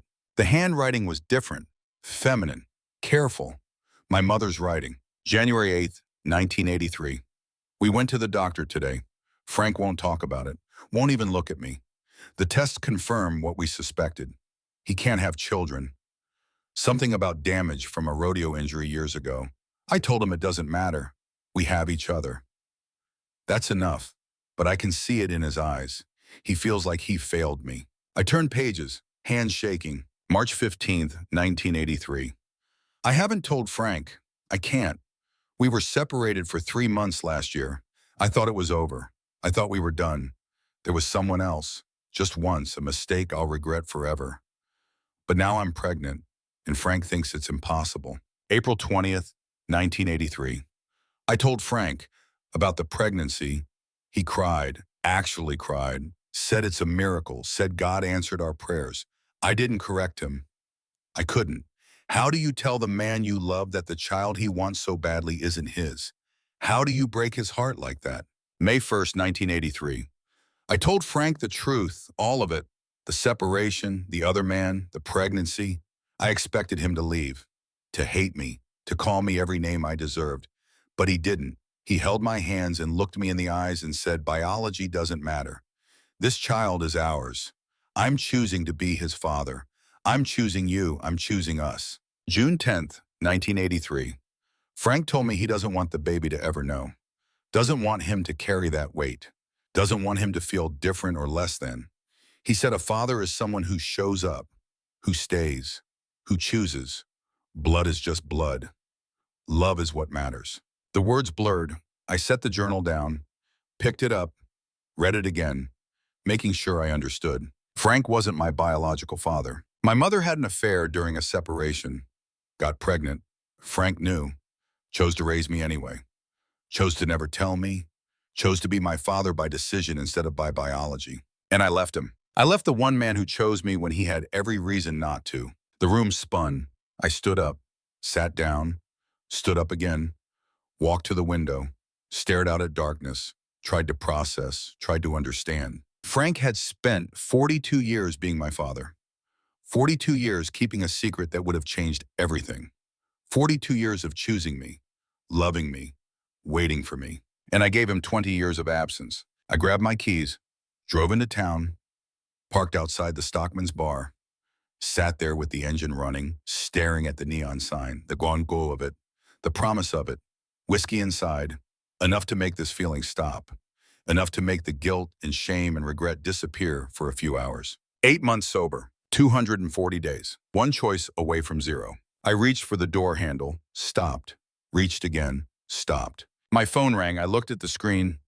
Rita, my sponsor, calling from Texas like she had radar for moments like this. I answered. Where are you? Montana. I know that. Where in Montana? Sitting outside a bar. Drinking? Not yet, but thinking about it. Yeah. Rita was quiet for a moment. When she spoke, her voice was gentle.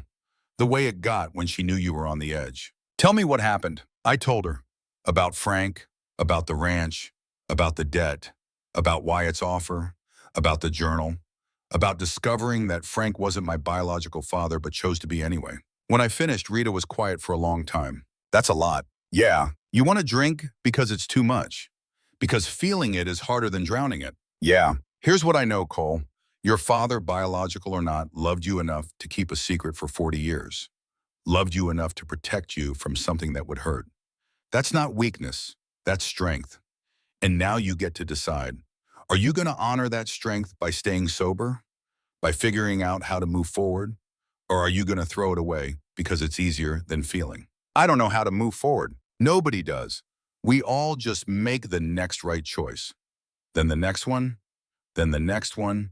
String enough right choices together, and eventually you got a life. What's the next right choice? Anything that isn't walking into that bar. I sat there, engine running, bar glowing, choice waiting. Go home, Rita said. Go back to the ranch.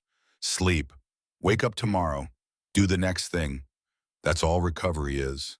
That's all life is. The next thing. Okay, call me tomorrow. Okay, I love you, Cole. Your father loved you. Now you got to figure out how to love yourself enough to stay alive. She hung up. I sat there for another 5 minutes, staring at that bar, at the promise of oblivion. Then I put the truck in gear and drove back to the ranch. The house was dark when I pulled in. I didn't turn on lights, just walked to the barn, found Ranger.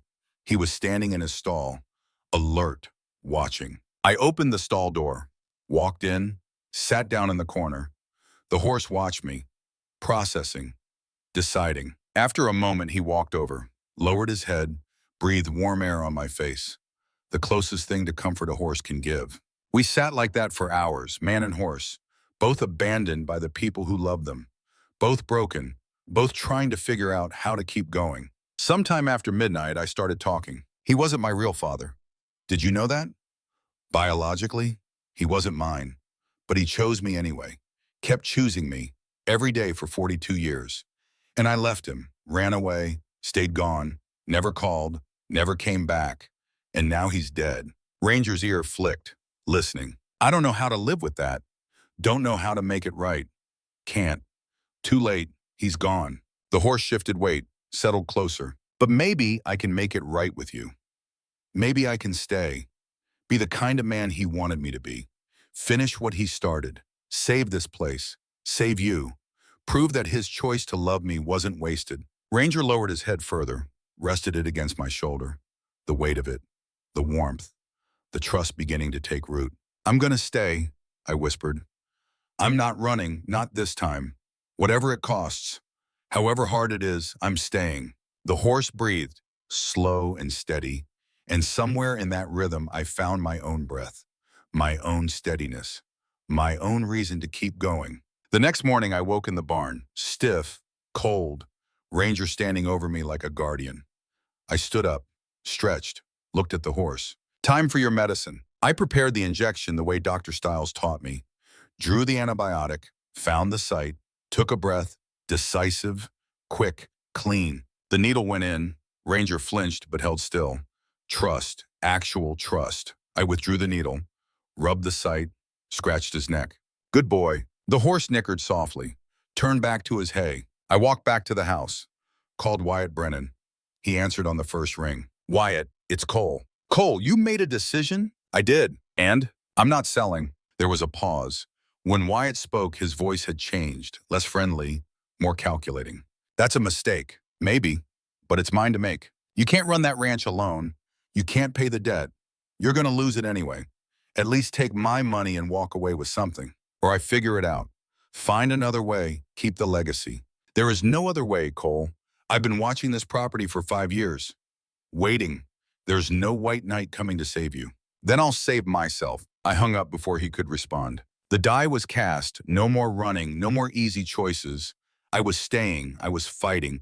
I was becoming the kind of man who kept promises, even when keeping them meant losing everything. I called Ruth at the feed store. Ruth, it's Cole. I need your help. What kind of help? The kind that keeps a ranch alive.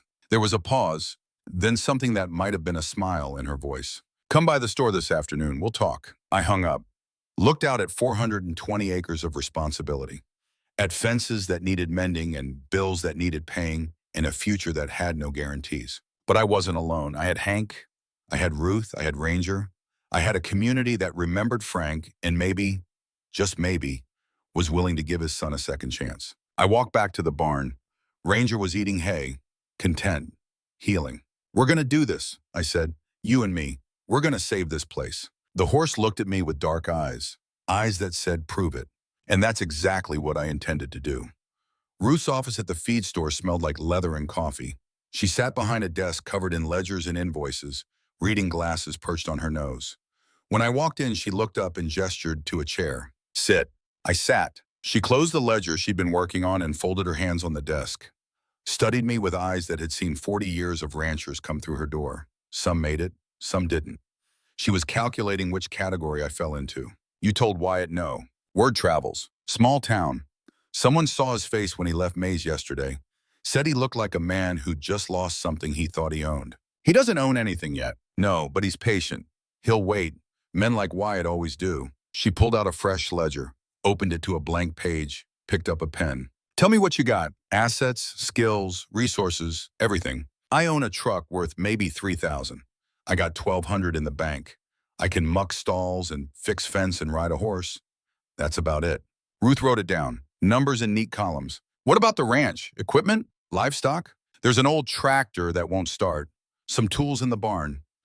Ranger, that's all. Frank sold the cattle 2 years ago to pay medical bills. She nodded, kept writing. So you got land worth $400,000, debt of $91,000, no income, no livestock, and winter coming in 6 weeks. She looked up.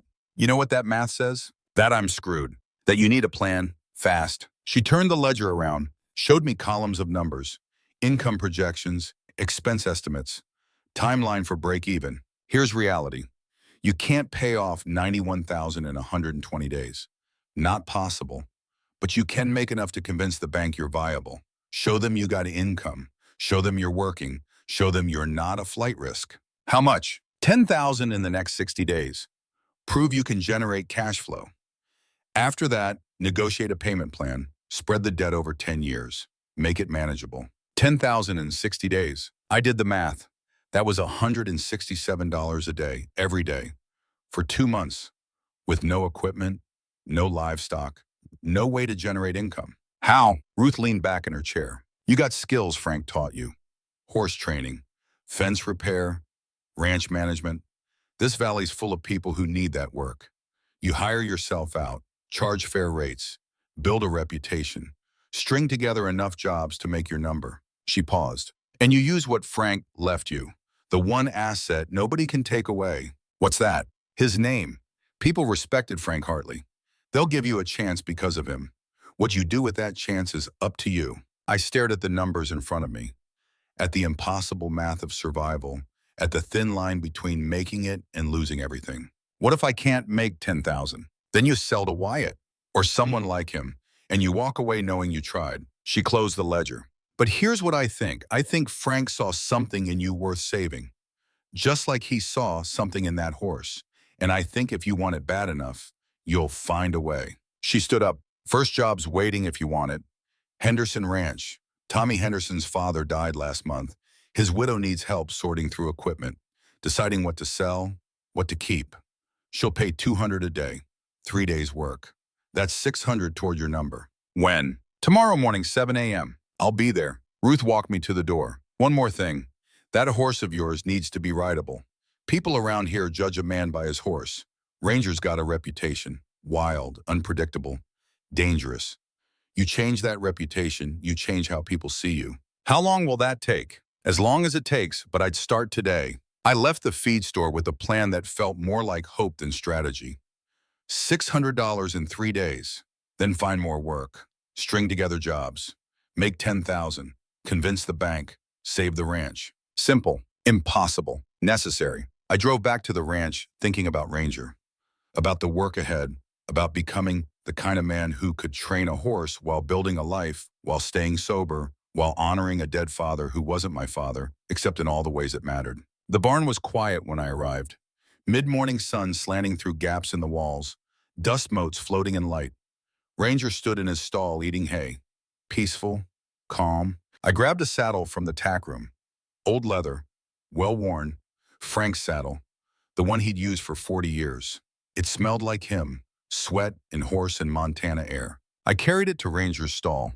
The horse looked up, saw the saddle, his whole body tensed, ears back, eyes wide, every muscle ready to fight or flee. Easy, just gonna try something. I opened the stall door, slow, telegraph every movement, let him see, let him choose. Ranger backed into the corner, trapped, panicking. I stopped, set down the saddle, held up both hands. Okay, not today?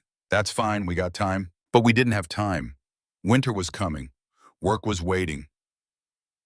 The clock was ticking toward foreclosure and failure and the end of everything Frank built. I left the saddle and grabbed the brush instead, entered the stall, started brushing, long, slow strokes, building trust one touch at a time. The horse relaxed slightly, accepted the contact, leaned into it. After 20 minutes, I reached for the saddle blanket, held it where Ranger could see, smell, process. Just a blanket, nothing scary. I laid it across his back, gentle. No sudden moves. The horse flinched, shifted, but held still, tolerating, not accepting, not yet, but not fighting either. Progress. I removed the blanket, brushed him some more, repeated, blanket on, blanket off, building familiarity, building trust. By noon, I'd gotten the blanket on 5 times. By 2 p.m., the saddle was on his back without weight. By 4 p.m., I'd cinched the girth loose and walked him around the stall. By sunset, we were both exhausted. I gave him his antibiotic injection, fed him, watered him, sat on a hay bale and watched him eat. Tomorrow we'd try again, and the next day, and the day after that, however long it takes. The horse looked at me. Something in his eyes had changed. Not trust, not yet, but recognition. This human keeps showing up, keeps being patient, keeps not hurting me. Maybe this human is different. I left the barn as stars emerged. The air was cold, sharp, autumn dying, winter waiting. Inside the house, I made coffee and scrambled eggs and sat at Frank's kitchen table reading his journal. October 12th, 2015. Ranger threw me today. 3rd time this month. I'm getting too old for this. 70 years on this earth, and I still think I can train horses like I'm 30. Pride before the fall, literally. But I'm not giving up. This horse needs me. Or maybe I need him. Maybe we need each other. 2 stubborn old animals trying to prove we're still useful. October 20th, 2015. Small victory. Ranger let me saddle him without fighting. Took 2 hours, but we did it. Progress. That's all you can ask for. Incremental progress. String enough small victories together and eventually you got something worth celebrating. I read until midnight. Frank's words. Frank's wisdom. Frank's patience documented in careful handwriting across hundreds of pages. Every entry a lesson. Every observation a gift. He'd left me more than a ranch. He'd left me a manual for how to live, how to work, how to wait, how to love something difficult and stubborn and broken, how to love myself. The next morning, I was at Henderson Ranch by 6:45. The place was bigger than Frank's. 800 acres, modern equipment, a house that looked maintained. Tommy Henderson met me at the barn, same age as me. We'd gone to school together, roped together, rode together. Then I left and he stayed. Cole Hartley. Didn't think I'd see you again. Yeah, well, here I am. Sorry about your father. He was good people. Thanks. Tommy showed me to an equipment shed. Inside was 40 years of accumulated tools and machinery. Some of it valuable, most of it junk. His mother wanted it sorted, cataloged, prepared for auction. 3 days' work, $200 a day, cash. I can do that. Tommy hesitated. Look, I heard you're trying to save Frank's place. Heard you turned down Wyatt's offer. That true? It's true. That's either brave or stupid. Probably both. Tommy nodded. My father always said Frank Hartley was the best horseman in the valley. Said if you wanted something done right, you asked Frank. I'm guessing some of that rubbed off on you. I'm trying. Well, you do good work here and I'll spread the word. This valley takes care of its own. But you gotta prove you're one of us. Prove you're not just here for the inheritance. Fair enough. He left me alone with a clipboard and decades of rust and memories. I worked through the morning sorting and cataloging. Wrenches and hammers and saws and drills. Equipment in every state of decay. Some fixable, some garbage. I made piles, made lists, made decisions based on knowledge Frank taught me 20 years ago. By lunch, I'd finished a quarter of the shed. By dinner, I'd finished half. Tommy came by to check progress, looked at my lists, nodded approval. You know your stuff. Frank taught me. He taught a lot of people. Not all of them learned. I worked until dark. Tommy paid me $200 cash, told me he'd see me tomorrow. I drove home tired and dirty and $200 closer to $10,000. $9,800 to go. At the ranch, I found Hank's truck in the driveway. He was sitting on the porch steps drinking coffee from a thermos, waiting. Evening, Hank. Heard you're working Henderson's place. News travels. It does. Also heard you're planning to keep this ranch. Make a go of it. I'm trying. Hank sipped his coffee, looked out at the valley going dark. Frank would be proud. Would he? I left him for 20 years. And you came back. That's more than most people do. Most people run and keep running until they forget where they came from. You stopped, turned around, came home. He stood up. I'm too old to work full days anymore, but I can spare mornings. Help you get this place operational. No charge. Just paying forward what Frank did for me 40 years ago. What did he do? Save my ranch when I was about to lose it. Loaned me money. Helped me work. Never asked for payback. Said someday I'd do the same for someone else. I guess today's that day. I didn't know what to say. The lump in my throat made words impossible. Hank dumped his coffee. I'll be here tomorrow at 6. We'll start with fences. Can't run a proper ranch without proper fences. He climbed in his truck and drove away. Left me standing on that porch with gratitude and shame and something that felt almost like hope. Inside, I made dinner and ate standing at the kitchen counter. Too tired to sit, too wired to relax. I needed to work on Ranger, but my body was done. Tomorrow, everything was always tomorrow. The phone rang. Unknown number. I answered. Cole Hartley? Speaking. This is Margaret Chen. I run a therapeutic riding program in Missoula. I heard you're Frank's son, that you're working with horses. How did you hear that? Ruth Morgan. She thinks you might be able to help me.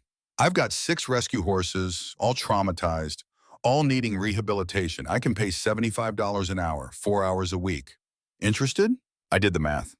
$300 a week, $1,200 a month. For work I was already doing with Ranger. Very interested. Good. Can you start next week? I can start whenever you need. Next Wednesday. 9 a.m. Address is 4400 Reserve Street. I'll be there. She hung up.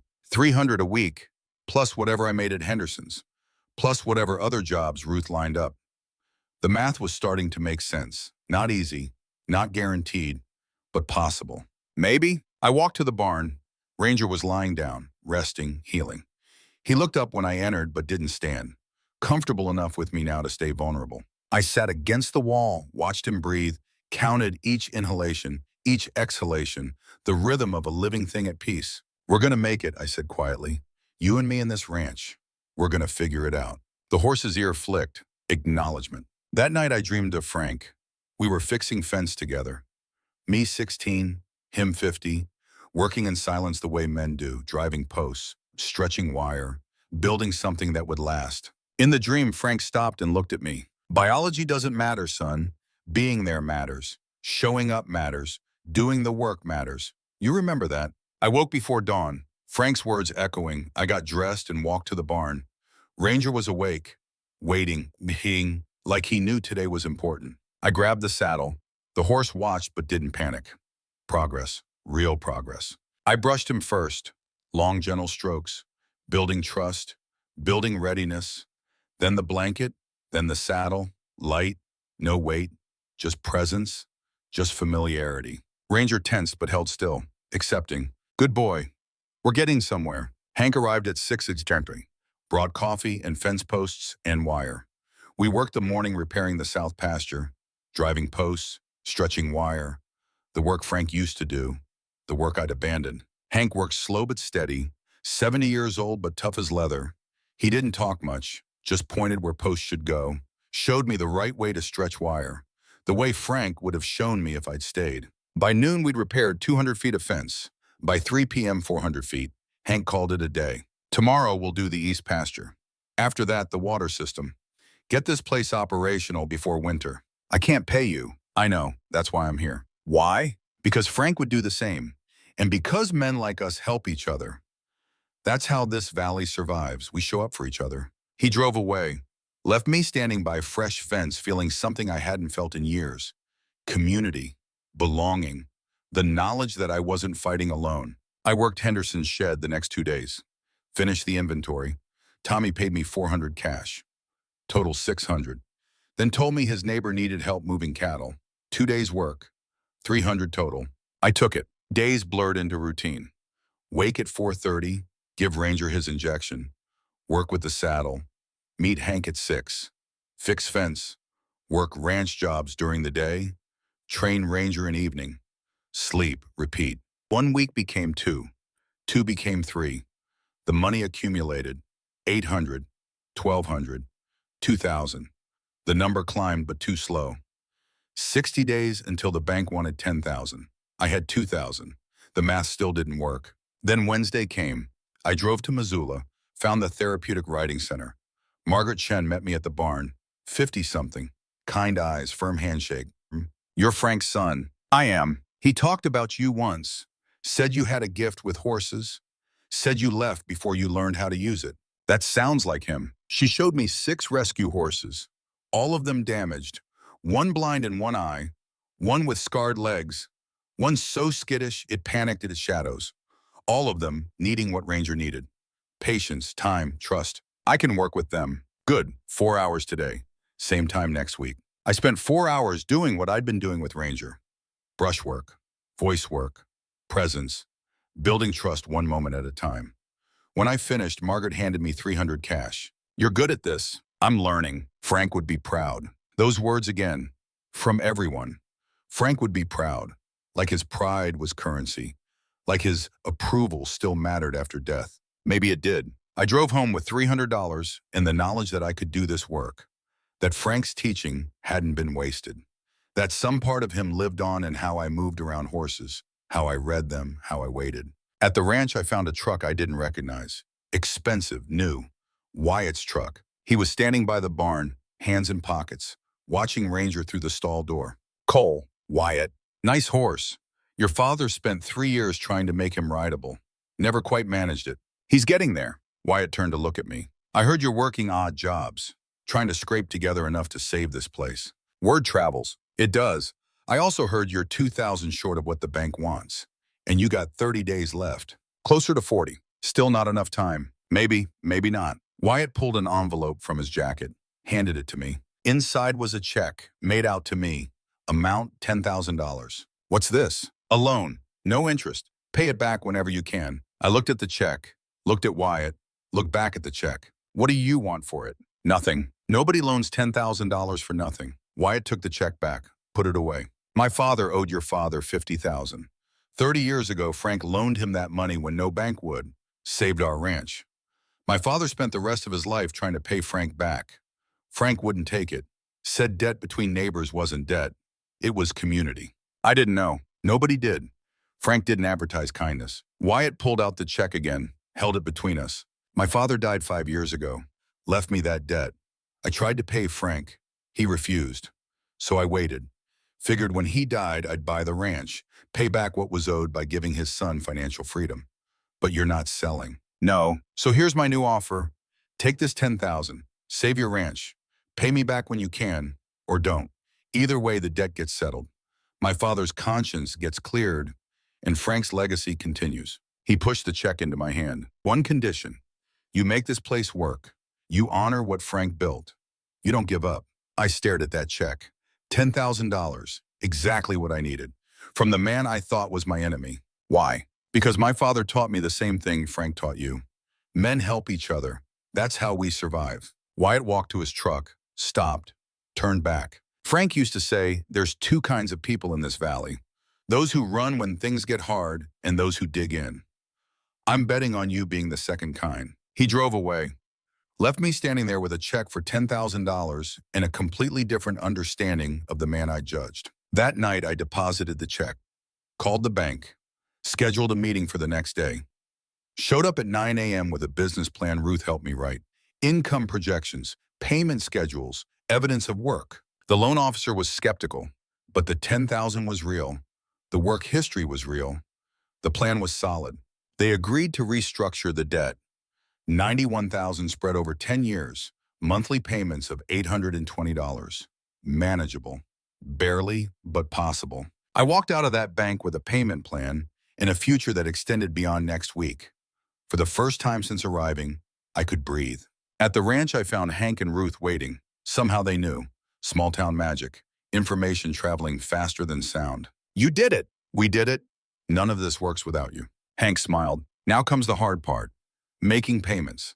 Every month. For 10 years. "I know. Can you do it?" I looked at the ranch, at the fences we'd repaired, at the barn where Ranger waited, at the land Frank loved enough to protect. Loved enough to pass on, loved enough to believe I could save. Yeah, I can do it. Ruth handed me a folder. 3 more jobs lined up. Horse training, fence work, equipment repair should get you through next month's payment. The work never stopped. That was ranching. That was life. You solved one problem and 3 more appeared. You made one payment and another was due. You fixed one fence and 10 more needed mending. But that was okay, because I wasn't running anymore. I was staying. I was fighting. I was building something Frank started and I'd finish. That evening I went to the barn. Ranger was standing, alert, watching. I grabbed the saddle. The horse didn't panic, didn't fight, just watched me approach. I saddled him completely, cinched the girth, adjusted the stirrups.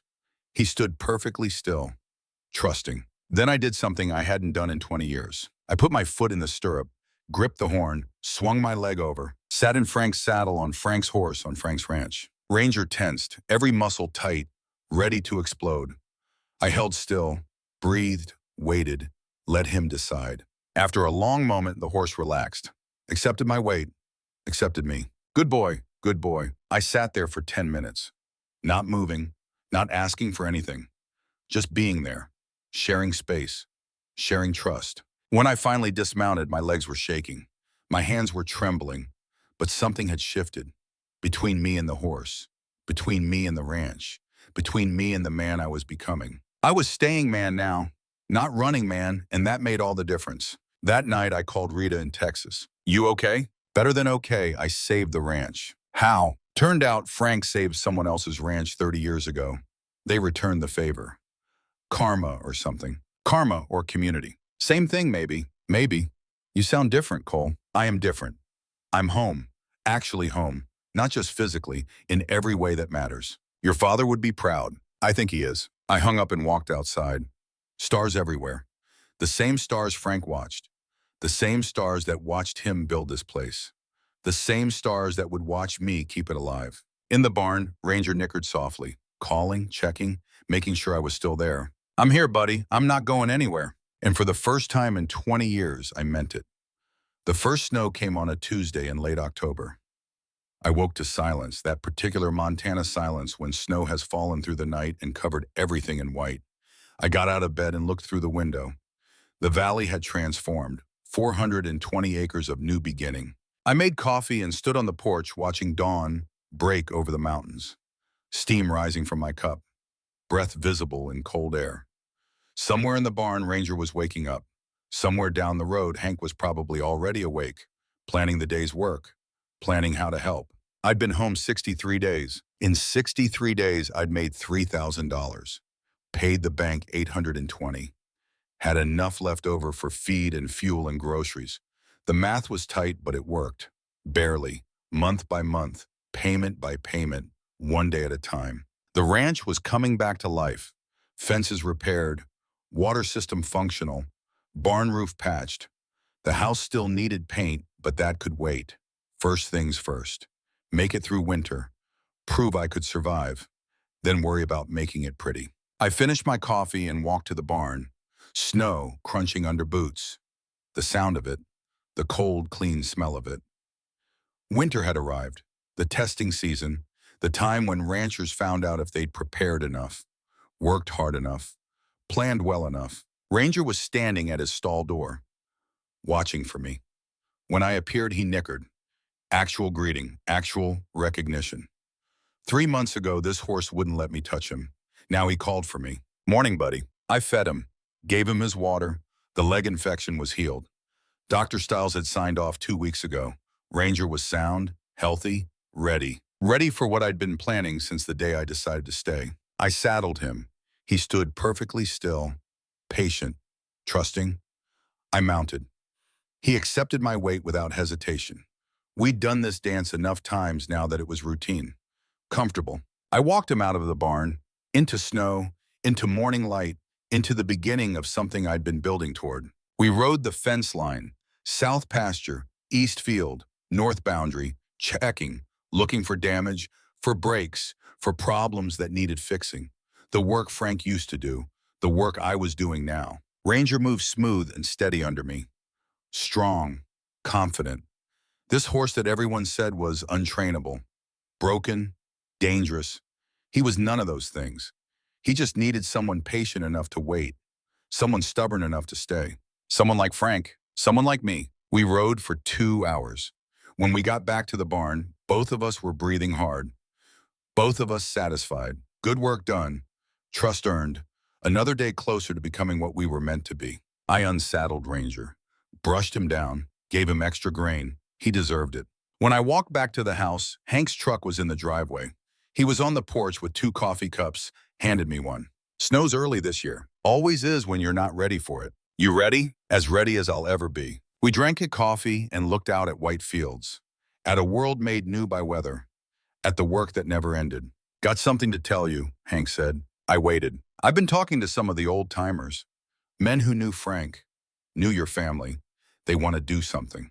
Do what? Help the way this valley used to help, before everyone got busy, before everyone forgot how. I don't understand. Hank pulled out a piece of paper, unfolded it, showed me a list of names, 40 of them, maybe more. Everyone on this list is offering 1 day of work, free. We're calling it a barn raising, old-fashioned, the way it used to be done.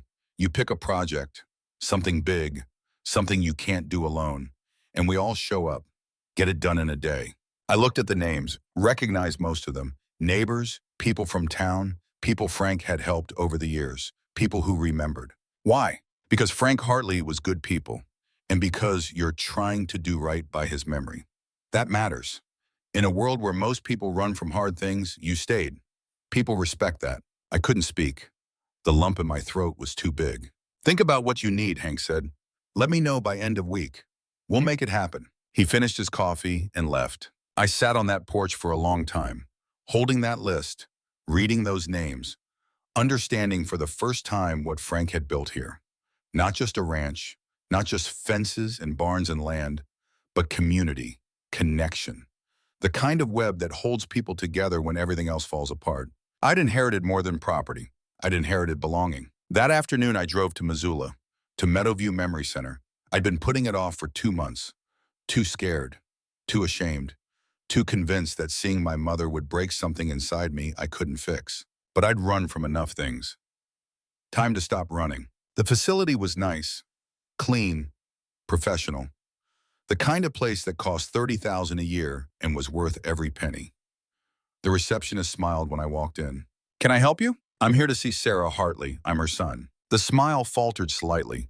That professional pause when someone knows something you don't. Of course, let me get her nurse. A woman appeared, 50-something, kind face. Name tag that said Jennifer. Mr. Hartley, we've been expecting you. Your father used to visit every Sunday. He talked about you often. How is she? Jennifer gestured down a hallway. Come, we'll talk in private. We walked to a small office, sat down. Jennifer folded her hands on the desk. Your mother has advanced Alzheimer's. She has good days and bad days. On good days, she remembers recent things. Breakfast, the weather. On bad days, she doesn't remember much at all. Does she remember me? Jennifer's face showed everything I needed to know. She remembers having a son. She remembers the name Cole. But she doesn't always connect those memories to the present. Sometimes she thinks you're still young. Sometimes she doesn't recognize you at all. I nodded, expected it, still hurt. Can I see her? Of course. But be prepared. She might not know you, and that's okay. What matters is you're here. Jennifer led me to a common room, sunlight streaming through windows, residents sitting in chairs, reading, watching television, existing in the perpetual present of minds that can't hold on to past or future. My mother sat by a window, 72 years old, gray hair, thin, fragile looking. She was holding a photograph, staring at it with concentration. I walked over, sat down in the chair next to her. She looked up, studied my face, searching for recognition. Hello. Hello, she said. Her voice was soft, uncertain. I'm Cole. Cole. She repeated it like she was trying to remember what the word meant, what it connected to. Then she looked down at the photograph in her hands, held it up for me to see. It was me and Frank. I was maybe 12. We were standing by a fence, both of us holding tools, both of us smiling. A moment captured, a memory frozen. This is my son, she said. Cole. He's going to come home someday. The words hit like fists. I'm here, Mom. I came home. She looked at me. Really looked. Something flickered in her eyes, recognition or hope, or maybe just wishful thinking. Cole. Yeah, Mom, it's me. She reached out, touched my face, fingers tracing features, trying to reconcile memory with reality, trying to bridge 40 years to the boy in the photograph. You got old. I laughed. Couldn't help it. Yeah, I did. Where have you been? Away.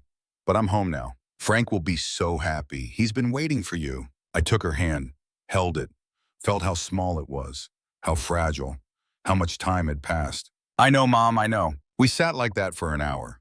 She drifted in and out, sometimes knowing me, sometimes thinking I was a stranger, sometimes thinking I was Frank, but always gentle, always kind, never angry about the years I'd been gone. When I left, Jennifer walked me to the door. You did good, coming here. A lot of children can't handle seeing their parents like this. It's harder than I thought. It always is, but you'll come back. I will. Good. She needs that. Even if she doesn't remember the visits, something in her knows, something deeper than memory. I drove back to the ranch as the sun set, thinking about memory, about what we keep and what we lose, about how love persists even when everything else fades. Frank had visited every Sunday, for years, even when she didn't know him, even when it broke his heart. He showed up, he stayed, he loved her through the forgetting. That's what staying on does, shows up, even when it's hard, especially when it's hard. The next week was preparation. I picked the project for the barn raising. The old hay barn needed a new roof. 20 years of Montana weather had torn it apart. Shingles missing, rafters exposed. One good winter storm would bring the whole thing down. Frank had known, had been planning to fix it, ran out of time. I wouldn't run out of time. Saturday morning arrived cold and clear. I was up before dawn, coffee made, ready, not sure what to expect, not sure anyone would actually show. By 7 a.m., the driveway was full of trucks, 40 men, maybe more. Everyone on Hank's list, everyone bringing tools and ladders and materials and the kind of determination that built the West. Tommy Henderson, Ruth's brother, Dr. Stiles' husband, men I'd never met, men who knew Frank, men who remembered what it meant to be neighbors. Hank organized everything, divided us into crews, some on tear-off, some on framing, some on shingle work, everyone knowing their role, everyone working together. By 8 a.m., the old roof was coming off.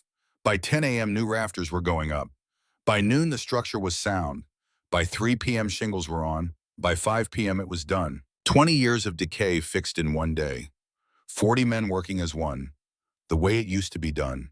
The way it should still be done. When the work finished, Ruth showed up with food, sandwiches and coffee and pie. We ate standing in the yard, talking, laughing, the easy comfort of men who'd worked hard together. Tommy pulled me aside. Your father did this for my family. 15 years ago. Barn fire. Lost everything. Frank organized a barn raising. Got it rebuilt in 2 days. Never asked for anything in return. I didn't know. Nobody did. That's who Frank was. Helped quiet. Expected nothing. Just believed that's how people should be. He looked at the new roof. Now we're doing it for you. Not because we owe you, because that's how this valley works. We take care of each other. Thank you. Don't thank us. Just do the same for someone else someday. Keep it going. People started leaving as the sun set, shaking hands, telling me to call if I needed anything. Meaning it, actually meaning it. By dark, I was alone again. Standing in the yard looking at a barn with a new roof, looking at evidence that I wasn't alone, that Frank's legacy was bigger than land, bigger than money, bigger than anything that could be bought or sold. It was community. It was connection. It was the knowledge that showing up matters. That night, I sat in Frank's office, opened his journal, read the last entry one more time. September 18th, 2023. Ranger is the last one. If I can save this horse, maybe Cole can save himself. Mirror images those two. Both broken, both stubborn, both worth the fight. I'm running out of time. Heart's not what it used to be. But I'll keep working with Ranger. Keep hoping. Keep waiting. That's all a father can do. Wait and hope and trust that love is enough. I picked up a pen, opened the journal to the next blank page. Frank's handwriting ended. Mine began. November 3rd, 2023. Dad, I came home. Took me 20 years, but I made it. Ranger's doing good, sound and healthy. We ride every morning. He's everything you said he was. Stubborn, smart, worth the fight. The ranch is coming back. Fences fixed, roof done, money tight but manageable. I'm making it work. The way you taught me. One day at a time, one payment at a time, one fence post at a time. I found your journals, Mom's too. I know the truth now about biology, about choice, about what makes a man a father. You chose me. Every day for 42 years, you chose me. And I left. I'm sorry for that. Sorrier than words can say. But I'm here now. I'm staying. I'm choosing this place, this life, this legacy. I'm choosing to be the kind of man you were, the kind who shows up, who stays, who helps, who loves through the hard times. Thank you for waiting. Thank you for hoping. Thank you for believing love was enough. It was, Dad. It is. I love you. Always did. Always will. Your son, Cole. I closed the journal, set down the pen, sat in that office feeling Frank's presence. Not haunted, not sad, just there. Like he was standing behind me, hand on my shoulder, proud. November became December. Snow piled up, work continued. I rode Ranger every day, trained horses in Missoula twice a week, fixed equipment for neighbors, made payments to the bank, $820 every month, on time. The math stayed tight, but it worked. Income matched expenses, some months barely, some months with a little left over. Slowly, the savings account grew. 200, 500, 1,000, buffer against disaster, buffer against the unexpected. The ranch became operational, not prosperous, not easy, but functional, alive. A working ranch again. Christmas came. I visited Mom, brought her a photograph of Ranger, told her about the ranch, about the work, about staying. She didn't remember most of it, but she smiled, held my hand, called me by name. Progress. January brought bitter cold. -20 for a week straight. Pipes froze. I spent 3 days thawing them with heat tape and prayers. The kind of work that teaches humility. That reminds you Montana doesn't care about your plans. February brought a thaw, false spring, the kind that tricks you into thinking winter's over. Then March came roaring back with another storm. 2 feet of snow, power out for 4 days. Just me and Ranger in the work of keeping animals alive. We made it through. We always made it through. April brought my birthday. 46 years old, 1 year sober, 365 days without a drink. Rita called from Texas. How you doing? Good. Really good. You sound different than you did a year ago. I am different. I'm home. I'm doing the work. I'm becoming someone I can live with. Your father would be proud. Yeah, I think he would. May brought Jesse. I was fixing fence in the south pasture when a truck pulled up. Young man climbed out. Early 20s. Tall, dark hair, my eyes, my jawline, features I saw in the mirror. He walked over. Stopped 10 feet away. Studied me the way you study something you're not sure you want to get close to. Are you Cole Hartley? I am. I'm Jesse Hartley. I think you're my father. The world stopped. Fence post in my hands. Sun overhead. This young man standing in front of me. My son. A son I didn't know existed. The post fell. I couldn't hold it. Couldn't hold anything. What? My mother was Michelle Parker. You were married to her 22 years ago. For 6 months. Then you left. Michelle. I remembered her. First wife. Whirlwind marriage. Rodeo days. Both of us drunk more than sober.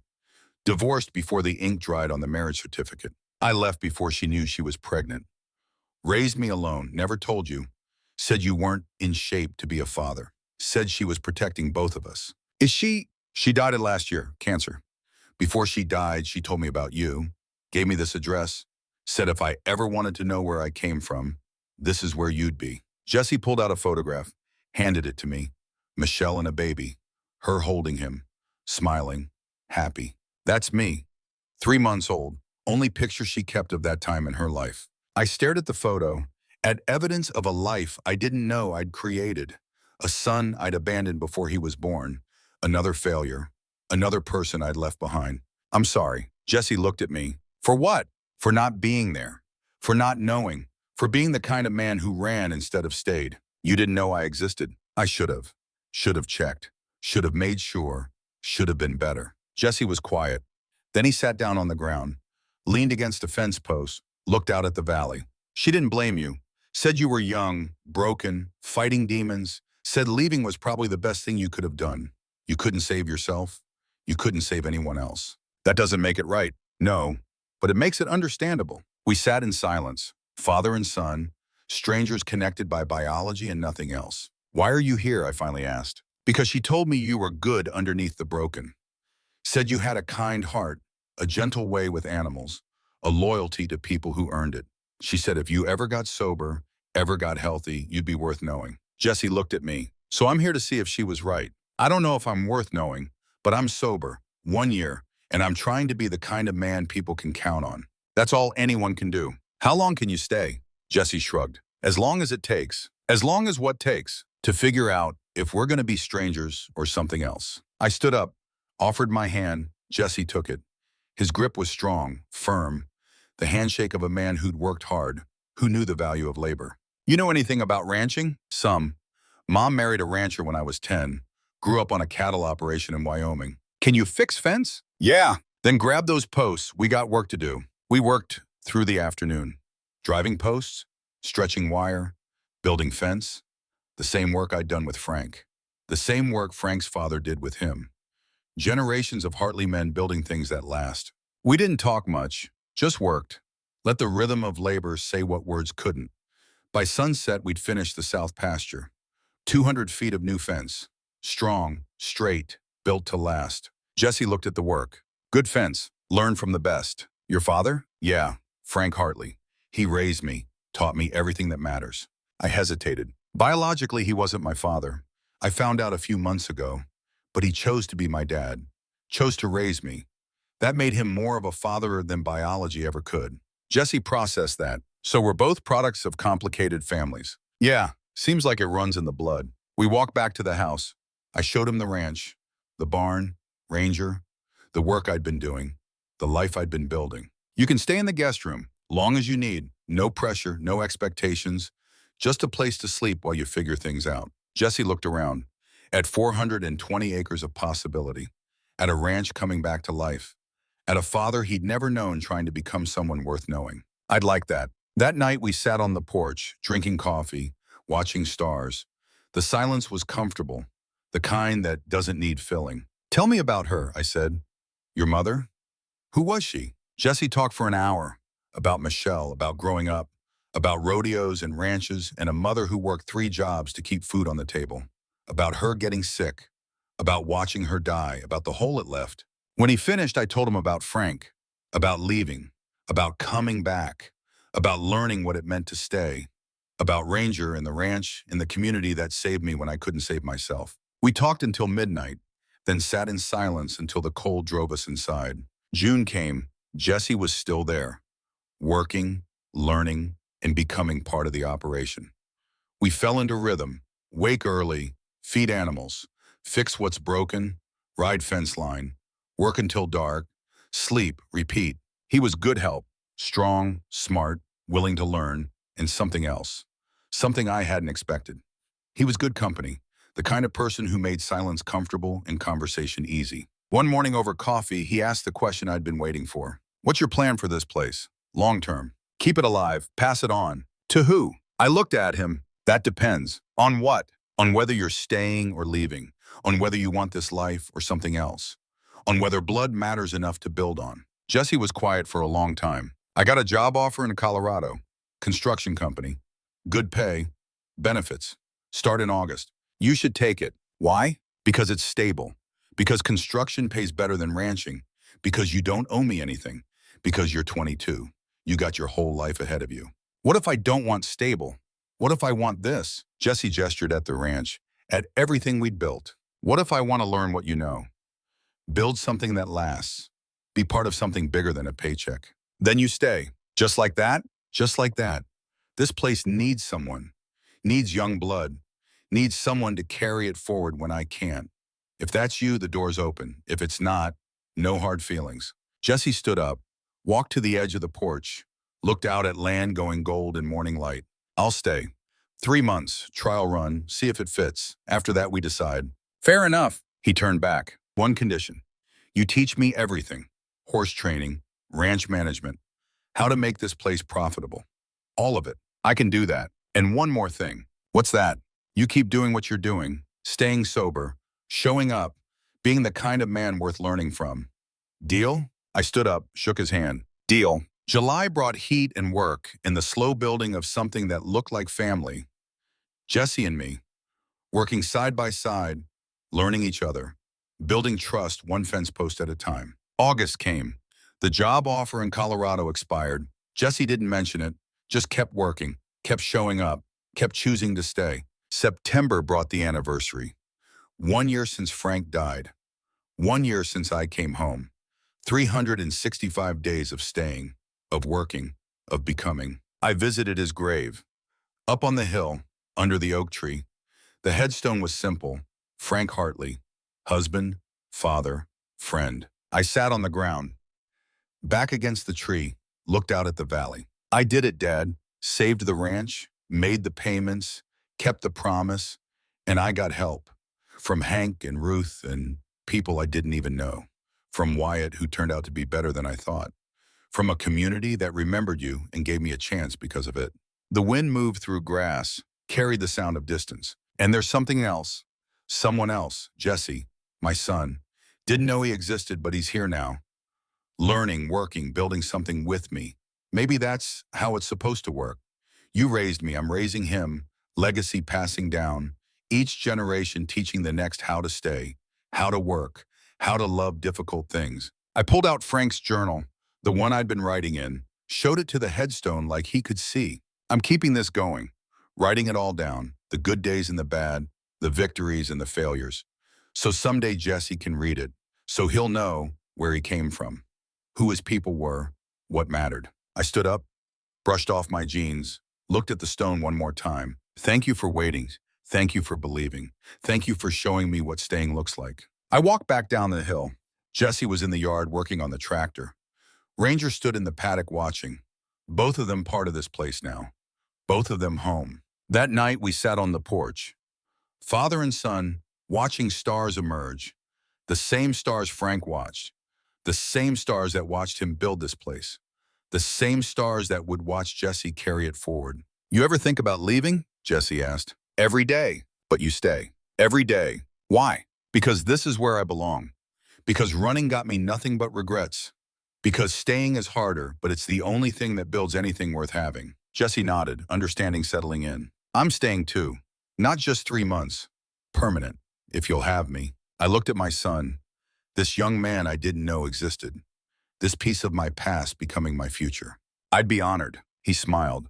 First real smile I'd seen from him, genuine, unguarded. Then I guess this is home. Yeah, I guess it is. We sat there until the cold drove us inside, until the stars filled the sky, until the valley went quiet under the weight of night. Inside the house was warm, coffee brewing, dishes in the sink, Frank's journal on the table. Evidence of life, evidence of staying, evidence of promises kept. I picked up the journal, turned to a fresh page, wrote the final entry. September 25th, 2024, 1 year. Made it through. Ranch is alive. Payments current. Future secured. Jesse's staying. He's good, strong, willing. Everything this place needs. I'm teaching him what Frank taught me. About patience. About trust. About showing up even when it's hard. Especially when it's hard. Ranger's 17 now. Still sound. Still stubborn. Still the best horse I've ever known. We ride every morning, check fence, look for trouble, do the work the way it's always been done, the way it always will be. I'm 46, 1 year sober, 1 year home. For the first time in my life, I'm exactly where I'm supposed to be, doing exactly what I'm supposed to do, with exactly the people I'm supposed to be with. Frank, if you're reading this from wherever fathers go, know this. I finally understand. Biology doesn't matter. Showing up matters. Staying matters. Choosing matters. You chose me every day for 42 years. Now I'm choosing this life, this place, this legacy. Thank you for the example. Thank you for the patience. Thank you for believing I'd find my way home. I did, Dad. I'm home, and I'm never leaving again. Love, Cole. I closed the journal, set it on the shelf next to Frank's. 2 generations of words, 2 generations of staying, 2 generations of men who learned that home isn't a place you return to. It's a promise you keep. Outside, the wind moved through the valley, carrying the scent of pine and grass and snow on distant mountains, carrying the sound of a ranch at rest, of animals sleeping, of land healing, of fences standing strong against the darkness. In the barn, Ranger shifted in his stall, content, safe, home. In the guest room, Jesse was already asleep, dreaming of fence lines and cattle and a future built on hard work and staying. And in my room, I lay down in the same bed I'd slept in as a child, in the same house Frank built, on the same land 4 generations of Hartleys had worked. I closed my eyes and felt peace settle over me like snow.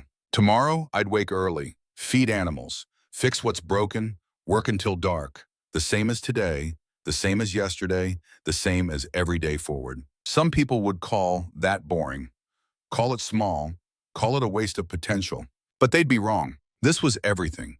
This was purpose. This was legacy. This was home. I was Cole Hartley, 46 years old, 1 year sober, 1 year home, son of Frank Hartley, who wasn't my father except in every way that mattered, father of Jesse Hartley, who I didn't know existed until he showed up and changed everything. I was staying man now, not running man, and that made all the difference. The last thought before sleep, Frank would be proud. And for the first time in 20 years, I believed it. The end.